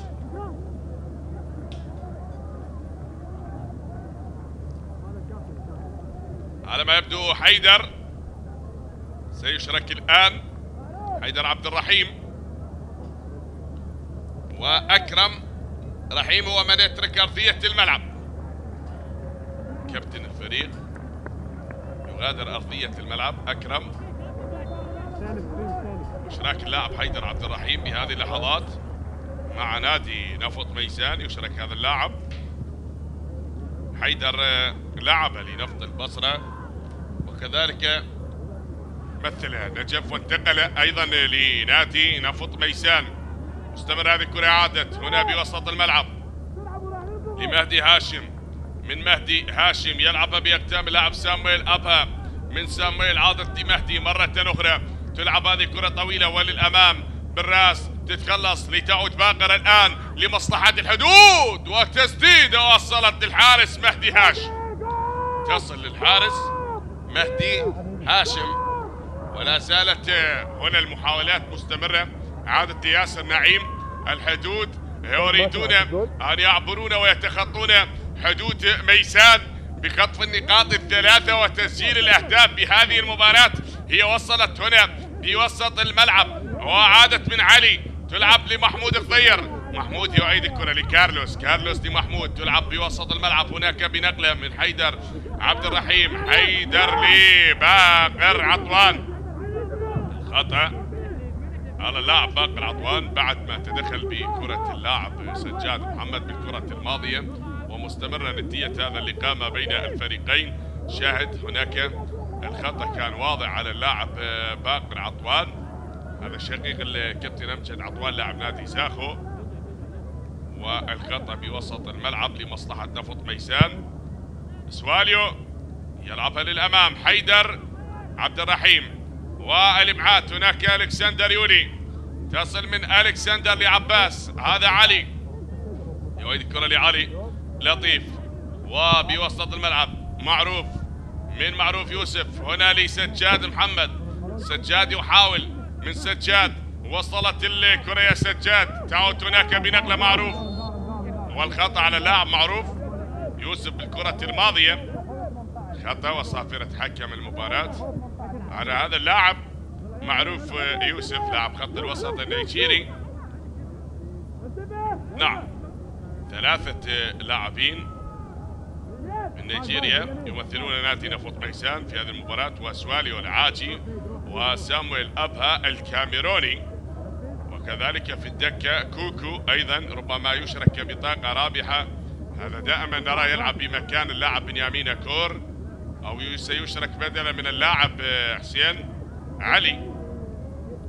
نترقب ونشاهد أحبتي أحداث هذه المباراة مستمرة حتى الآن بالتعادل. لا شيء نفط ميسان ولا شيء للحدود. الكابتن عادل نعمة هل يخطف هذه النقاط الثلاثة لمباراة اليوم؟ هي بقمة هذه المباراة بملعب ميسان الأولمبي أمام جماهيره. والكرة من ناثانيل بوسط الملعب. محاولة ناثانيل يعيد من ناثانيل وتلعب هناك باتجاه اللاعب محمود خضير. من محمود مرت للأمام. الكرة براس إبراهيم لكن تتهيأ وتعود لباقر عطوان. باقر عطوان بتسديدة يا باقر عطوان لخارج أرضية الميدان. مرت وغادرت أرضية الملعب. نادي الحدود بهذه المباراة نعم خسر 3-0 من القوة الجوية. واحدة من أقصى النتائج التي تلقاها خلال هذا الموسم. وكذلك خسر من الشرطة 4-0 وأيضا خسر من القوة الجوية في مباراة الذهاب 3-2 ومن النجف 3-0. هذه أقصى النتائج التي تلقاها هذا الموسم. أتحدث عن النتائج الكبيرة خلال هذا الموسم، لكن أكبر فوز عنده بهذا الموسم هو 3-2 بتسديدة محاولة عدت على نادي نوروز. ب3-2 فاز على نوروز، وهذه التسديدة التي غادرت أرضية الملعب كادت أن تضيف أول أهداف اللقاء لنادي نفط ميسان. هذا هو بنيامين أكور. شاهد الكرة غادرت أرضية الملعب، وهذه الإعادة شاهد هنا الرأسية ولكنها طالت لن تصل لرأس اللاعب بنيامين، بل وغادرت أرضية الملعب. محاولات عديدة تستمر لمصلحة نفط ميسان، وهنا بالرأس هناك لحيدر عبد الرحيم ولأحضان الحارس وسام محمد. من وسام محمد بالكرة الماضية أكبر فوز حقق هذا الموسم نادي نفط ميسان هو 4-0 على نادي الطلبة، وكذلك 3-0 على الميناء، 3-0 على نادي القاسم، و3-0 على نادي كربلاء. بهذا الملعب فاز 3-0 على نادي كربلاء و3-0 على نادي الميناء.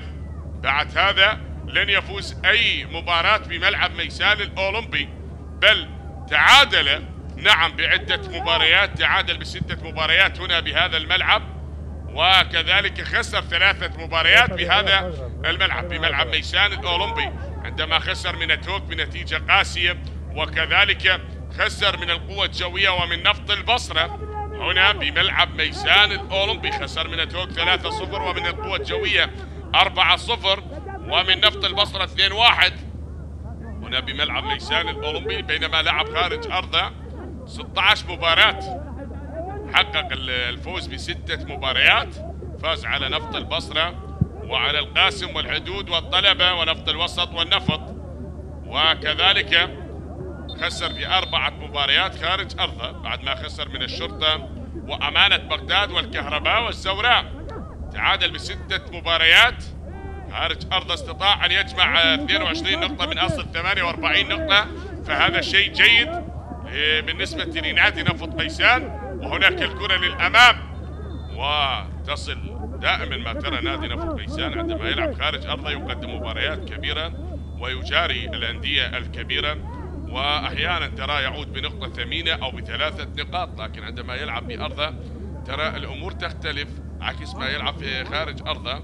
فهو لعب 11 مباراة بأرضه، جمع 11 نقطة من أصل 33 نقطة. شاهد هنا الإعادة للقطة الماضية، ولا زالت هناك الأمور مستمرة بالنسبة لنفط ميسان.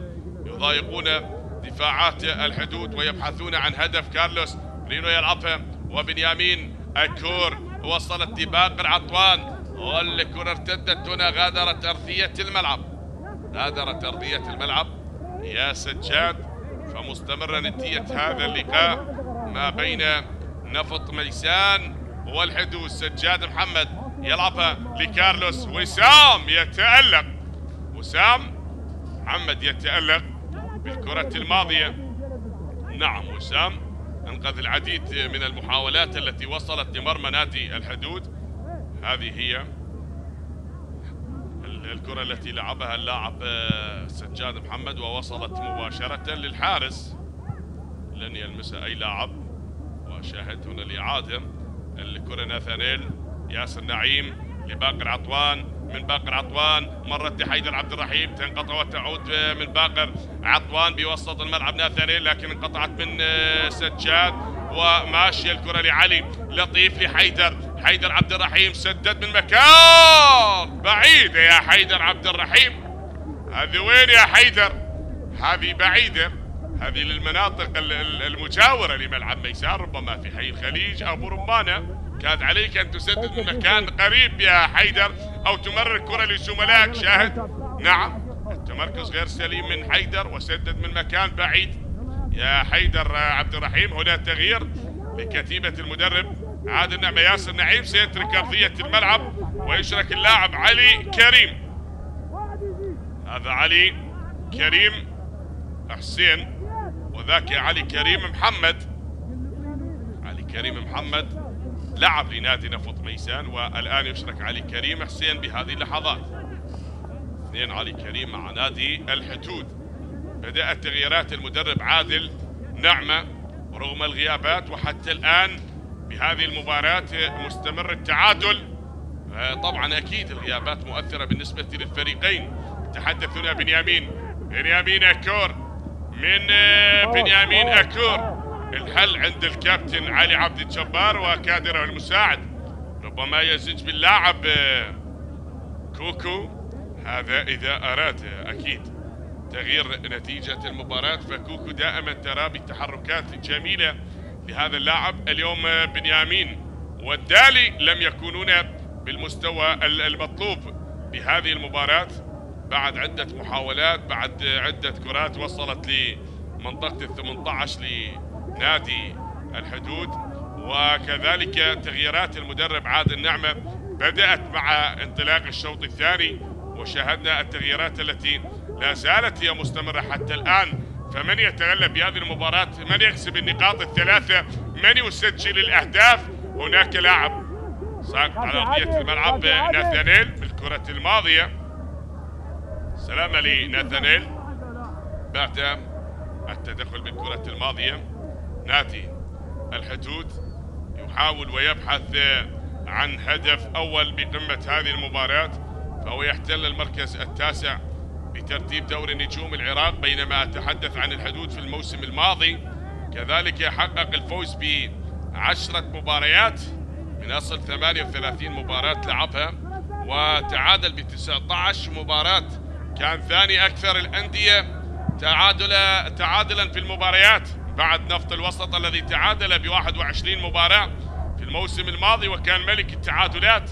وأيضا خسر 9 مباريات، استطاع أن يسجل 40 هدف واستقبل الشباك 37 هدف، وكان برصيده 49 نقطة. بينما نفط ميسان الموسم الماضي احتل المركز التاسع، حقق الفوز ب 13 مباراة وتعادل ب 12 مباراة وخسر 13 مباراة، سجل 42 هدف واستقبل الشباك 54 هدف برصيده 51 نقطة. حيدر هنا الابعاد، علي لطيف وصلت يا لطيف وعدت هنا من علي كريم. الابعاد حاضر يا علي كريم. مستمرة هذه التمريرات، مستمرة هذه المحاولات حتى الآن أحبتي، والتعادل قائم بهذه المباراة. تلعب خطيرة للحدود ويأتي الإبعاد وتعود كارلوس برينو يحاول يعني يعدي، وهنا بوسط الملعب طالت أيضا على الحدود وغادرت أرضية الملعب. هناك الإبعاد بهذه المحاولة. عباس فاضل أبعد الكرة الماضية. عباس فاضل كما ذكرنا في واحدة من المباريات، هذا اللاعب مثل منتخبنا للشباب وواحد من اللاعبين المميزين مع نادي نفط ميسان، وكذلك من عائلة رياضية. نعم والده الكابتن فاضل أبو حيدر رحمة الله عليه أيضا كان من الداعمين لنجلة بأن يكمل مسيرته الرياضية، وأشقاء أيضا. جول جول جول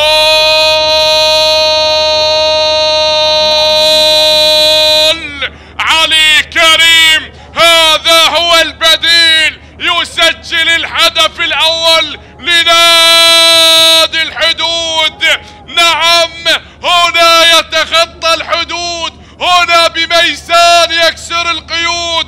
علي كريم حسين البديل يسجل الهدف الأول لنادي الحدود للفريق الضيف. الضيف يسجل أول أهداف المباراة بعد محاولات عديدة. أسيست جميل بتمريرة رائعة وراسية إبراهيم غازي وتسديدة علي كريم بمقصية أسكنها الشباك، سجلت الهدف الأول لنادي الحدود، يكسر القيود. نعم أسكنها الشباك ويسجل أول أهداف في المباراة لنادي الحدود، وعن طريق اللاعب علي كريم حسين الهدف الأول لنادي الحدود. 1 للحدود لا شيء لنادي نفط ميسان. عادت الكرة بعد محاولات عديدة لنادي نفط ميسان، لكن ينجح اللاعب علي كريم ويسجل الهدف الأول لنادي الحدود. يتمكن علي من تسجيل الهدف الأول. هذه هي التغييرات وهذه البطاقات التي نتحدث عنها، ونقول بطاقات دائما ما تكون البطاقات الرابحة مميزة بتسديد من مكان بعيد. وغادرت أرضية الملعب. غلطة الشاطر بلف أكيد، والخطأ يكلف هدف. وراسية اللاعب إبراهيم غازي التي هيأت الأمور للاعب علي كريم وسجلت الهدف الأول بعد محاولات عديدة من الدالي ومن اللاعب بنيامين أكور، لكنهم لن يتمكنون من التسجيل وإضافة أي هدف بالمباراة. فعادت هنا بوسط الملعب، وهناك نقلة وصلت وللأمام، عدت لعلاء الدين الدالي، من الدالي وكارلوس برينو يعيد الكرة الآن من كارلوس، وغادرت أرضية الملعب. الكرة غادرت أرضية الملعب. نفط ميسان في مباراة الذهاب تغلب على الحدود بهدفين لهدف. أما الحدود بهذه المباراة كما ذكرت أحبتي يبحث عن النقاط الثلاثة ويريد أن يسجل الأهداف من خلال مباراة اليوم. عدت الكرة هناك للأمام ويأتي الإبعاد من سواليو، مرت يا سواليو والكرة هناك تصل للاعب ناثانيل سامسون. سامسون يحاول العبور لعلي كريم، تنقطع من عباس فاضل، يلعب هذه الكرة من عباس ولا زالت مستمرة، والكرة عادت هنا يا ناس بوسط الملعب. حاولت اللاعب من علي وتعود لعباس فاضل، تنقطع لتكون هناك قريبة من اللاعب باقر بوسط الملعب لناثانيل، ويلعبها بالراس تتهيأ لتعود لفاضل، هناك من عباس فاضل، وبراسية اللاعب الكسندر يولي تعود مرة أخرى ناثانيل لألكسندر. إبراهيم غاسي يحاول وسواليو قريب، وإبراهيم يريد العبور. إبراهيم غادرت أرضية الملعب يا إبراهيم، الكرة غادرت أرضية الملعب. أصبحت الأمور لمصلحة نادي الحدود، لفرسان الحدود بهدف مقابل لا شيء. تلعب الكرة، فهل تعود المباراة بالتعادل ما بين الفريقين؟ تستمر. عطت هناك نقلة تصل من سامويل أبها وعلي كريم، تنقطع هناك الكرة. سامسون يحاول وصافرة حكم المباراة كريم في وسط الملعب. هناك من اللاعب معروف يوسف يحاول معروف، هناك صراع ما بين اللاعب سواليو واللاعب معروف مع اللاعب نادي الحدود حسين. الكرة الماضية هنا التدخل وهنا المحاولة. ناثانيل في وسط الملعب، ألكسندر يولي يلعب كرة طويلة من ألكسندر، هذا هو سامويل أبها، يبعد الكرة هناك حسين علي يحاول العبور، وهنا الكرة عرضية للأمام وبالراس ضاعت من بنيامين أكور، ضاعت يا بنيامين أكور وغادرت أرضية الملعب. كان هداف الفريق في الموسم الماضي برفقة اللاعب ياسين سامية محترف السوري ولاعب نادي أربيل الحالي. هنا توجيهات ونظرات الكابتن علي عبد الجبار. هذه الرأسية الخاطئة من اللاعب بنيامين أكور التي غادرت أرضية الملعب. مستمرة المباراة بتقدم نادي الحدود بهدف. حطم وكسر تلك القيود اللاعب علي كريم بعد تسجيله للهدف الأول. نادي الحدود لم يظهر بالمستوى المطلوب في الشوط الأول، وكذلك كان شوط جميل لنفط ميسان بعد المحاولات التي استمرت والتسديدات والضغط على دفاعات نادي الحدود، لكنهم لن يتمكنوا من التسجيل. هذا هو باللحظات تأتي الأهداف وتفاجئ الجميع. ونعم وفاجأنا بتلك التمريرة وراسية الجميلة التي لعبها اللاعب إبراهيم غازي لحسين لعلي كريم، والتي سجلت أول أهداف المباراة ليكون الهدف الأول بهذا اللقاء. هنا الإبعاد من باقر، تمريرة باقر لعلي كريم من علي الإبراهيم. هناك سامويل قريب، سامويل أبها يحاول الآن بنقلة طويلة. سامويل والكرة بالراس تتهيأ تعود، يأتي الإبعاد تتخلص، وهناك صافرة وخطأ بمكان خطير لمصلحة نادي نفط ميسان. خطأ لمصلحة نفط ميسان. هنا بهذا المكان الخطير على اللاعب كارلوس رينو. حذاري، هذا اللاعب عنده بطاقة صفراء، فكذلك نخشى البطاقات الملونة في هذه المباراة بعدم ارتكاب الأخطاء. كارلوس هو يرتكب خطأ. هل ينجح نفط ميسان من خلال هذه الكرات الثابتة ويعدل نتيجة المباراة؟ دعونا نترقب أحبتي، دعونا نشاهد. نلعب الآن بالدقيقة 70 من أحداث المباراة، فهل يتمكن الدالي من هذا المكان ويسجل هدف التعادل؟ هل يعيد البسمة على وجوه الجماهير الميسانية من هذا المكان الخطير؟ دائما ما تكون الكرات بهكذا أماكن خطيرة ربما تأتي بالأهداف وربما تشكل خطرا بهذه اللحظات. نعم، المزاح ما بين علي كريم وعلاء الدين الدالي، هذا العقيد السوري على التنفيذ، وحيدر وعلي. بهذه اللحظات هل تترك الكرة للدالي أم من ينفذ؟ سجاد.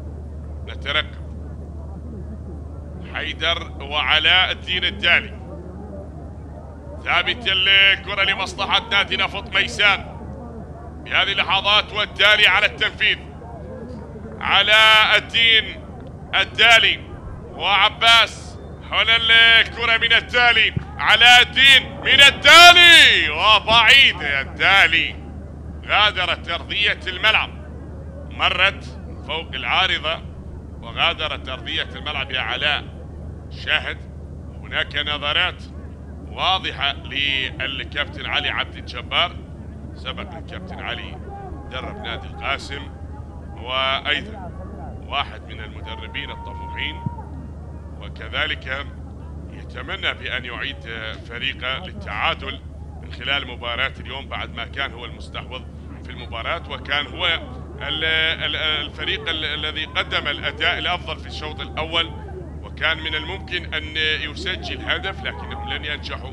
ونجحت كتيبة المدرب عادل نعمة بكسب الهدف الأول وتسجيل الهدف الأول. فأكيد إذا تعطي لكرة القدم ستعطيك. سجاد محمد يحاول بهذه الكرة والعرضية من سجاد، وصلت هناك تسديدة يا حيدر بعيدة. حيدر اشترك فقط للعب الكرات الطويلة والعالية التي تغادر أرضية الملعب. يا حيدر ركز ركز ركز يا حيدر قبل التسديد، لابد أن يكون التركيز حاضر. حيدر عندما كان مع نادي نفط البصرة كنا نشاهد حيدر يقدم معطيات جميلة، وفي موسم من المواسم شاهدنا حيدر عبد الرحيم هو هداف نادي نفط البصرة. عدت هناك الكرة تعود وللأمام، تنقطع من ألكسندر يولي. ناثانيل لسامسون، باقر يتدخل وعدت الكرة من علي كريم، يلعب إبراهيم غازي حول العرضية، ومهدي هاشم يخطف الكرة من أمام اللاعب علي كريم حسين البديل، اللاعب اللي يسجل في شباك نادي نفط ميسان. والكرة عادت مرة أخرى بإصدار. هناك نقلة خاطئة يأتي الإبعاد من المدافع البرازيلي كارلوس رينو. وصلت هناك بنقلة مرة أخرى. لا زالت الأمور مستمرة حتى الآن بهذه الكرة. تعود هناك لمصلحة اللاعب سجاد محمد. من سجاد محمد يلعب الكرة للأمام. سجاد، هناك متابعة من بنيامين لكن لوسام، وصلت يا وسام وبنيامين أكور بالكرة الماضية. هذه المحاولات هي مستمرة، وهناك من يبحث عن هدف لكي يعدل نتيجة المباراة، وهنا أيضا من يطمح لتسجيل هدف ثاني لكسب النقاط الثلاثة. نادي نفط ميسان المباراة القادمة سيلاقي نادي الطلبة هنا بملعب ميسان الأولمبي، فهو تغلب على الطلبة ب4 أهداف هناك بملعب المدينة، وكذلك سيحضر الطلبة ليلعب مباراة الإياب هنا بهذا الملعب. عدت وهنا الإبعاد، غادرت أرضية الملعب. هذه الكرة غادرت أرضية الملعب بعد الإبعاد من الحارس مهدي هاشم. شاهد حاول أن يخطف الكرة اللاعب علي كريم مرة أخرى، اللاعب اللي سجل الهدف الأول والوحيد بالمباراة بعد أن أبعدها الحارس مهدي هاشم. هنا محاولة لكرار وعباس مع اللاعب سامسون. الكرة الماضية سامويل أبها لمصلحة نفط ميسان، هذا الخطأ، تلعب الكرة للأمام. هناك للاعب كرار تتخلص وبالراس من سجاد محمد، عادت لباقي العطوان. إبراهيم غازي هو من يحاول الآن، مرت علي لطيف، ماريا لطيف، جميل، مرور وعبور بشكل لطيف، ما فيها شيء. عدت للتالي، هل يفعل التالي لحسين علي؟ هذه المرة من حسين يلعبها، لا لا لا لا، تأخرت كثيرا يا حسين حتى غادرت أرضية الملعب. الكرة غادرت أرضية الملعب. سلامة اللاعب حسين بالكرة الماضية، كاد العبور من هذا اللاعب حسين علي ولكن غادرت أرضية الملعب. شاهد الإعادة هنا من التالي لن يكون متسللا، ولعبت هنا للاعب حسين علي، لكن بعد التدخل غادرت أرضية الملعب. وهناك لاعب على أرضية الملعب حسين ساقط. هناك تشاهد الركنية لنادي نفط ميسان، ملعوبة الكرة من عباس، وهناك الإبعاد، غادرت أرضية الملعب. تعود الركنية لنفط ميسان مرة أخرى. هل ينجح من خلال الكرات الثابتة ويعدل نتيجة المباراة أم تستمر الأمور لمصلحة الحدود؟ علي لطيف هذه المرة على التنفيذ. علي لطيف هو على التنفيذ، يلعب هذه الكرة الثابتة. هنا عدت، جول عادت الأمور. نعم، ونفط ميسان يسجلون هدف التعادل بخطأ من ألكسندر. لا لا لا، عادت المباراة لتكون كفة بكفة. واحد نفط ميسان، واحد الحدود. حذرنا من الكرات الثابتة. نعم، غلطة الشاطر بلف وغلطة المدافع أو الحارس تكلف هدف، وألف ألكسندر يوني. نعم، هذه الإعادة. شاهدون الكرة الثابتة لعبت، وهنا إبراهيم غازي حاول أن يبعد الكرة، وألكسندر يوني أسكنها شباك فريقه. هدف بنيران صديقه يأتي هدف التعادل لنادي نفط ميسان. هدف للحدود، هدف لنفط ميسان. عادت من جديد المباراة للتعادل ما بين نفط ميسان والحدود. ألكسندر هي من البداية، هي من البداية يا كرار سالم. نعم، من البداية، من كرار غازي، من إبراهيم غازي عفوا. بعد ما عاد الكرة أراد ألكسندر يولي أن يبعدها، لكن أبعدها بالخطأ وأسكنها شباك فريقه. وعادت الأمور للتعادل مرة أخرى بين نفط ميسان والحدود. هذا هو التعادل، يعيد المباراة من جديد لتكون كفة بكفة.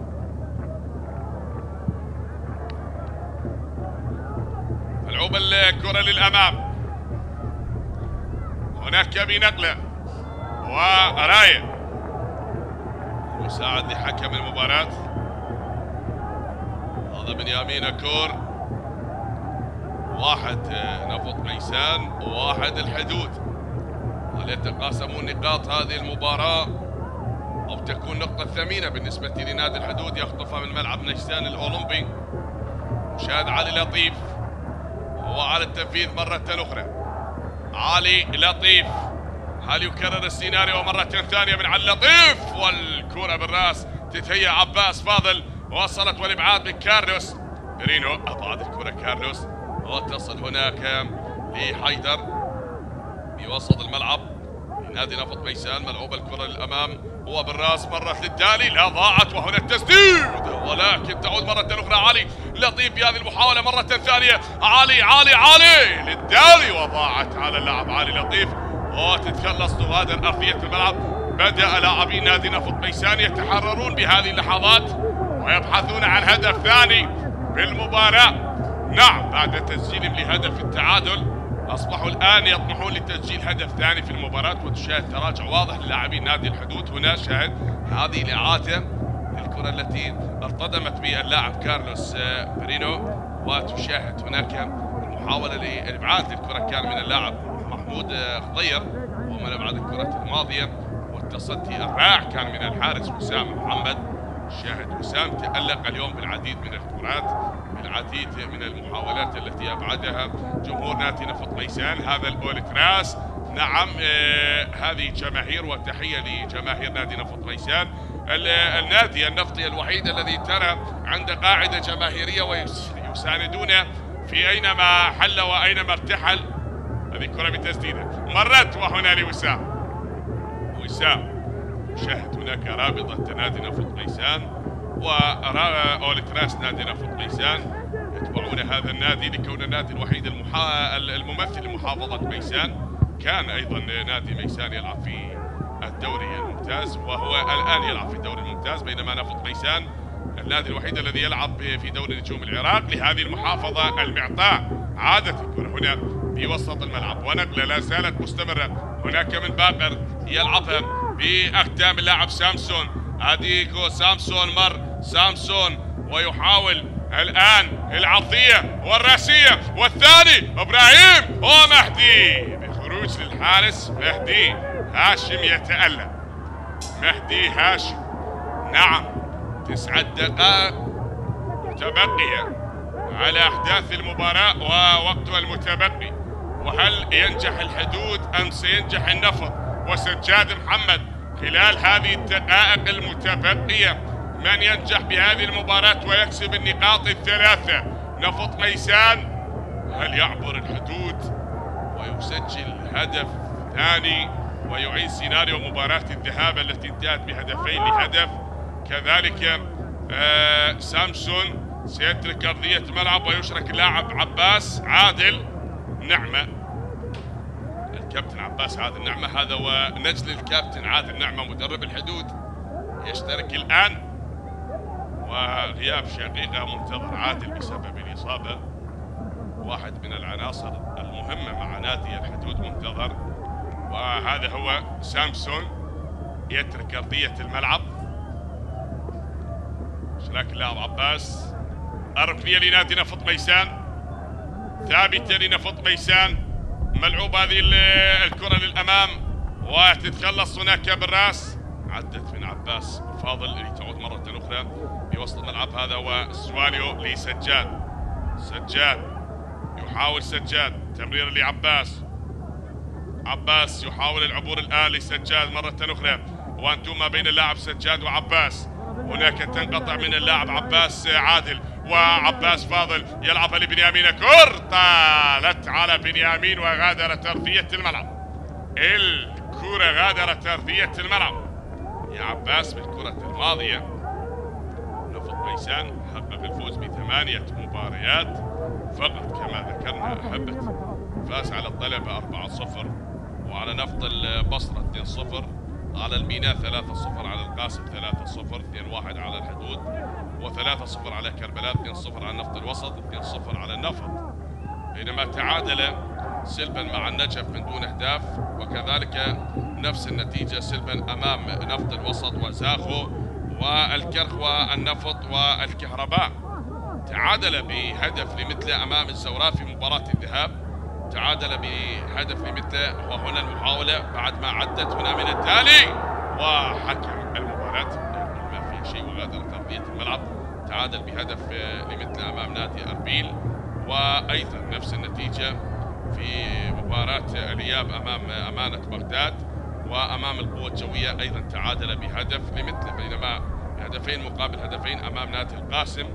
تعادل هنا أيضا بملعب ميسان الأولمبي، خسر من أمانة بغداد في ملعب الكوت، وخسر من الكهرباء 1-0، من القوة الجوية 4-0، وهنا الكرة بالراس تتخلص من التوك 3-0، ومن الشرطة 3-0، من نفط البصرة هنا بهذا الملعب 2-1، ومن الزوراء 3-1. عادت الكرة، الوقت يمضي ويداهم أحداث هذا اللقاء. نعم بوسط الملعب، وهناك لعباس ملعوب الكرة. هذه الأخطاء ربما تكلف الكثير، ومحاولة لنادي الحدود، لكن الإبعاد حاضر لحسين.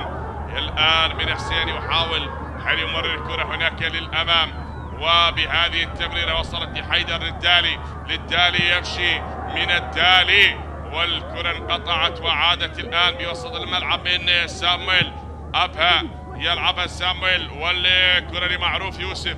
معروف يحاول بهذه التمريرة لسامويل أبها، الكرة بوسط الملعب وهناك العرضية. يأتي الإبعاد تتخلص لتصل للاعب ناثانيل والدالي يخطف الكرة، وهنا تعود لنادي الحدود مرة أخرى. من الحدود تلعب الكرة هناك سواليو ينتظر، يلعبها سواليو أمامية من اللاعب سجاد باتجاه اللاعب علاء الدين. الدالي يحاول من الدالي يحاول العبور. الدالي هل تكون هناك متابعة وعرضية، لكن بين الدالي الملاصقة الفردية من اللاعب كارلوس صعبة. يحاول ويريد العبور على دفاعات نادي الحدود، لكن هناك من يضيق الخناق على الدالي حتى يجبر الدالي أن يتراجع. وهناك باتجاه اللاعب إبراهيم غازي وتصل لعباس. عباس هو من يتراجع. هل يعيد الكرة هناك باتجاه اللاعب سامويل أبها. من سامويل لسواليو بوسط الملعب. أحبتي على الأقل 5 دقائق متبقية على نهاية الوقت الأصلي، وحتى الآن نفط ميسان والحدود حبايب أكيد تاخذ بنقطة ثمينة من ملعب ميسان وأمام جماهيره. هذا شيء أكيد كبير. لازلنا نشاهد نترقب. الكرة لباقر عطوان تنقطع، ممكن أن يعدي هذا وبنيامين أكور، لكن يخطأ بنيامين. وذكرنا منذ اللحظات الأولى من الشوط الأول بأن الغيابات مؤثرة بصفوف الفريقين، وعادت الكرة هناك من ناثانيل لعباس. عباس عادل يلعبها، وهناك صافرة. هذا وعلي كريم. سواليو تلعب الكرة لعباس. فاضل يحاول الآن من حسين، انقطعت الكرة وعدت هناك بوسط الملعب. عباس فاضل يحاول لمصلحة نادي نفط ميسان. هل تكون تمريرة باتجاه اللاعب علي اللطيف، لكن هناك المتابعة يا بنيامين أكور، وحكم المباراة يطلب استمرارية اللاعب لمصلحة هذا اللاعب. وعلي لطيف يلعبها لطيف، مرت الآن من علي لطيف، والكرة تنقطع لتعود مرة أخرى. وخطأ بالكرة الماضية تأتي بصافرة حكم اللقاء. قطع اللاعب حسين، شاهد اعتراض اللاعب عباس، وهذا حيدر.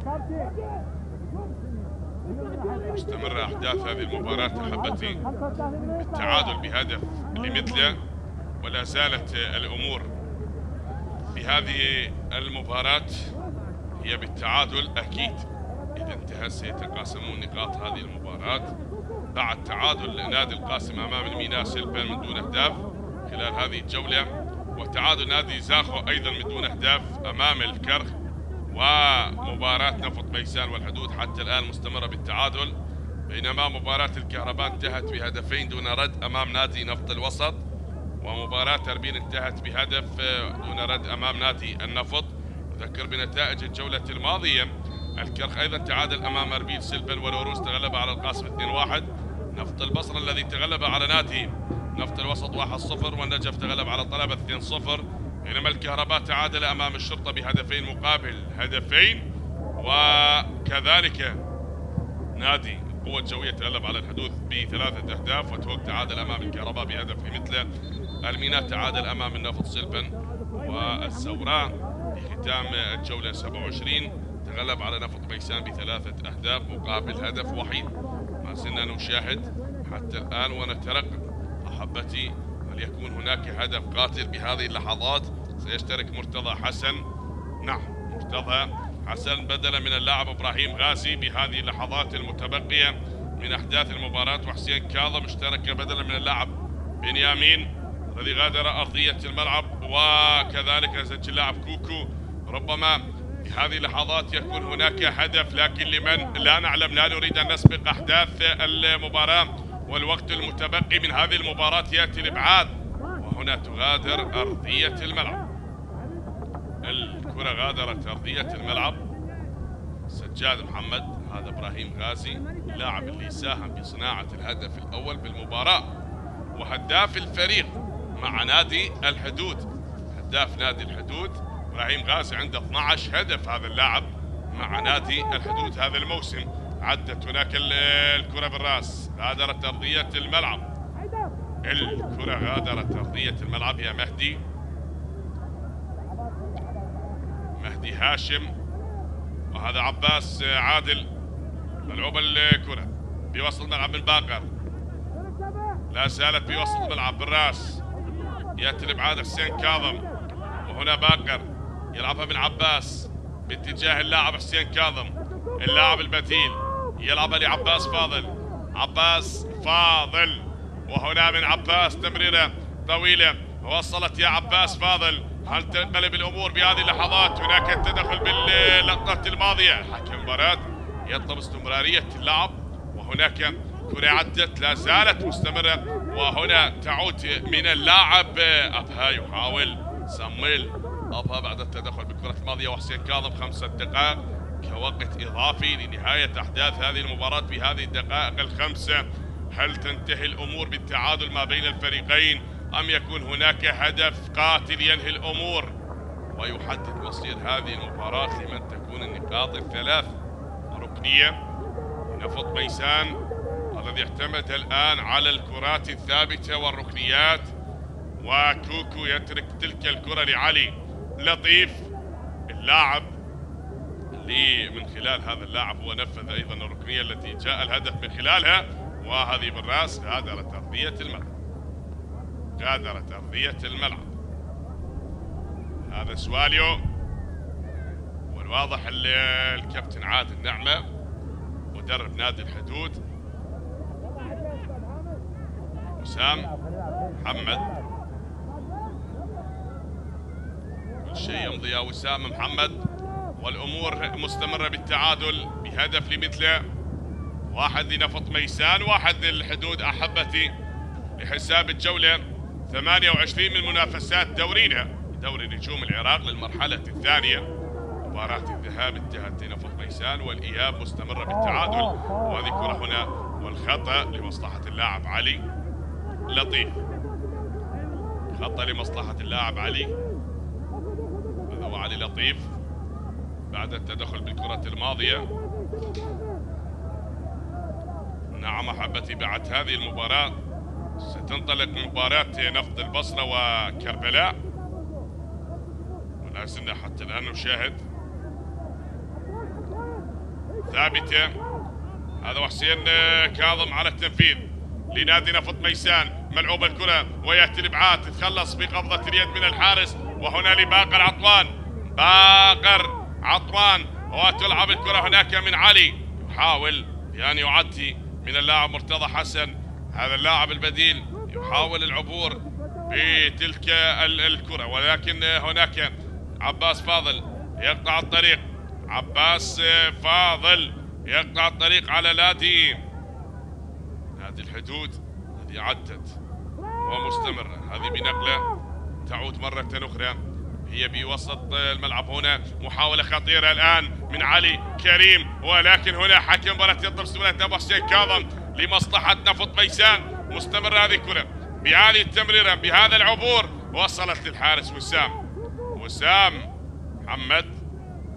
نعم يا وسام محمد، كل شيء مستمر بهذه المباراة، والتعادل هو المسيطر على أحداث هذا اللقاء ما بين الفريقين. الوقت يمضي ويداهم أحداث المباراة. هل يعود الحدود بنقطة ثمينة ويذهب هناك لمواجهة نادي أربيل؟ المباراة القادمة أمام نادي أربيل، سيلعب مباراته بملعب توك. هذه كرة عدت لكون نادي أربيل معاقب ولن يلعب بأرضه، سيلعب بملعب توك. هذه كرة عدت وهنا بوسط الملعب نقلة حيدر يلعبها من حيدر لحسين كاظم لعلي لطيف، طالت على اللاعب علي لطيف وغادرت أرضية الكرة، غادرت أرضية الملعب.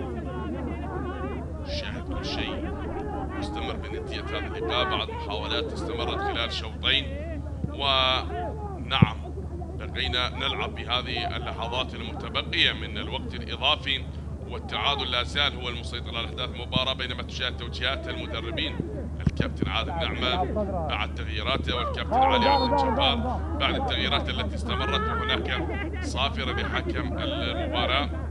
نعم على ما يبدو بطاقة صفراء بالمباراة، حذرنا من ارتكاب الأخطاء وذكرنا بأن لا نريد أن نشاهد البطاقات الملونة. البطاقة الصفراء على اللاعب محمود خضير في هذه اللحظات، هذه الأمور مرفوضة يا محمود.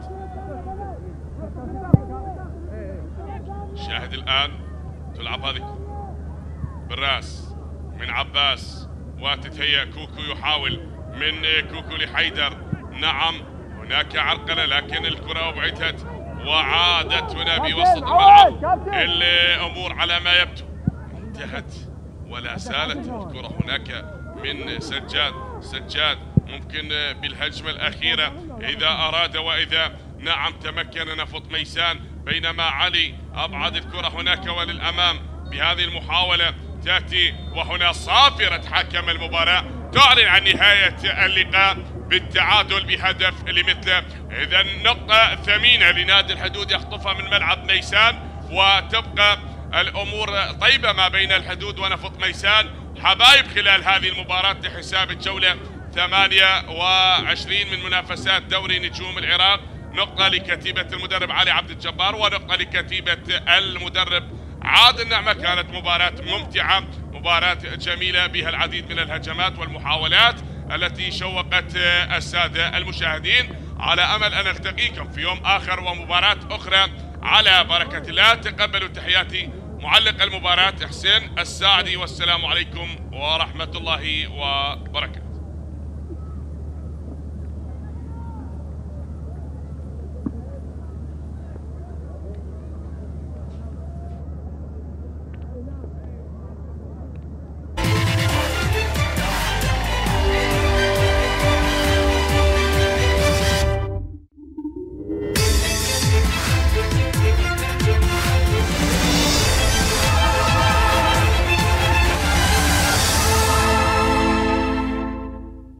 انتقلت قربة من ديتا النمرود باتر تشوق لباري خاقزة ضيمانة من كتاود للشانة وصفرايوثا أغمرقة بغيانا يقو صفروثة للشانة آرامايا ولكسيقم كالدايا أرابايا وشركة كتاود للشانة وتورز مملا خرينة.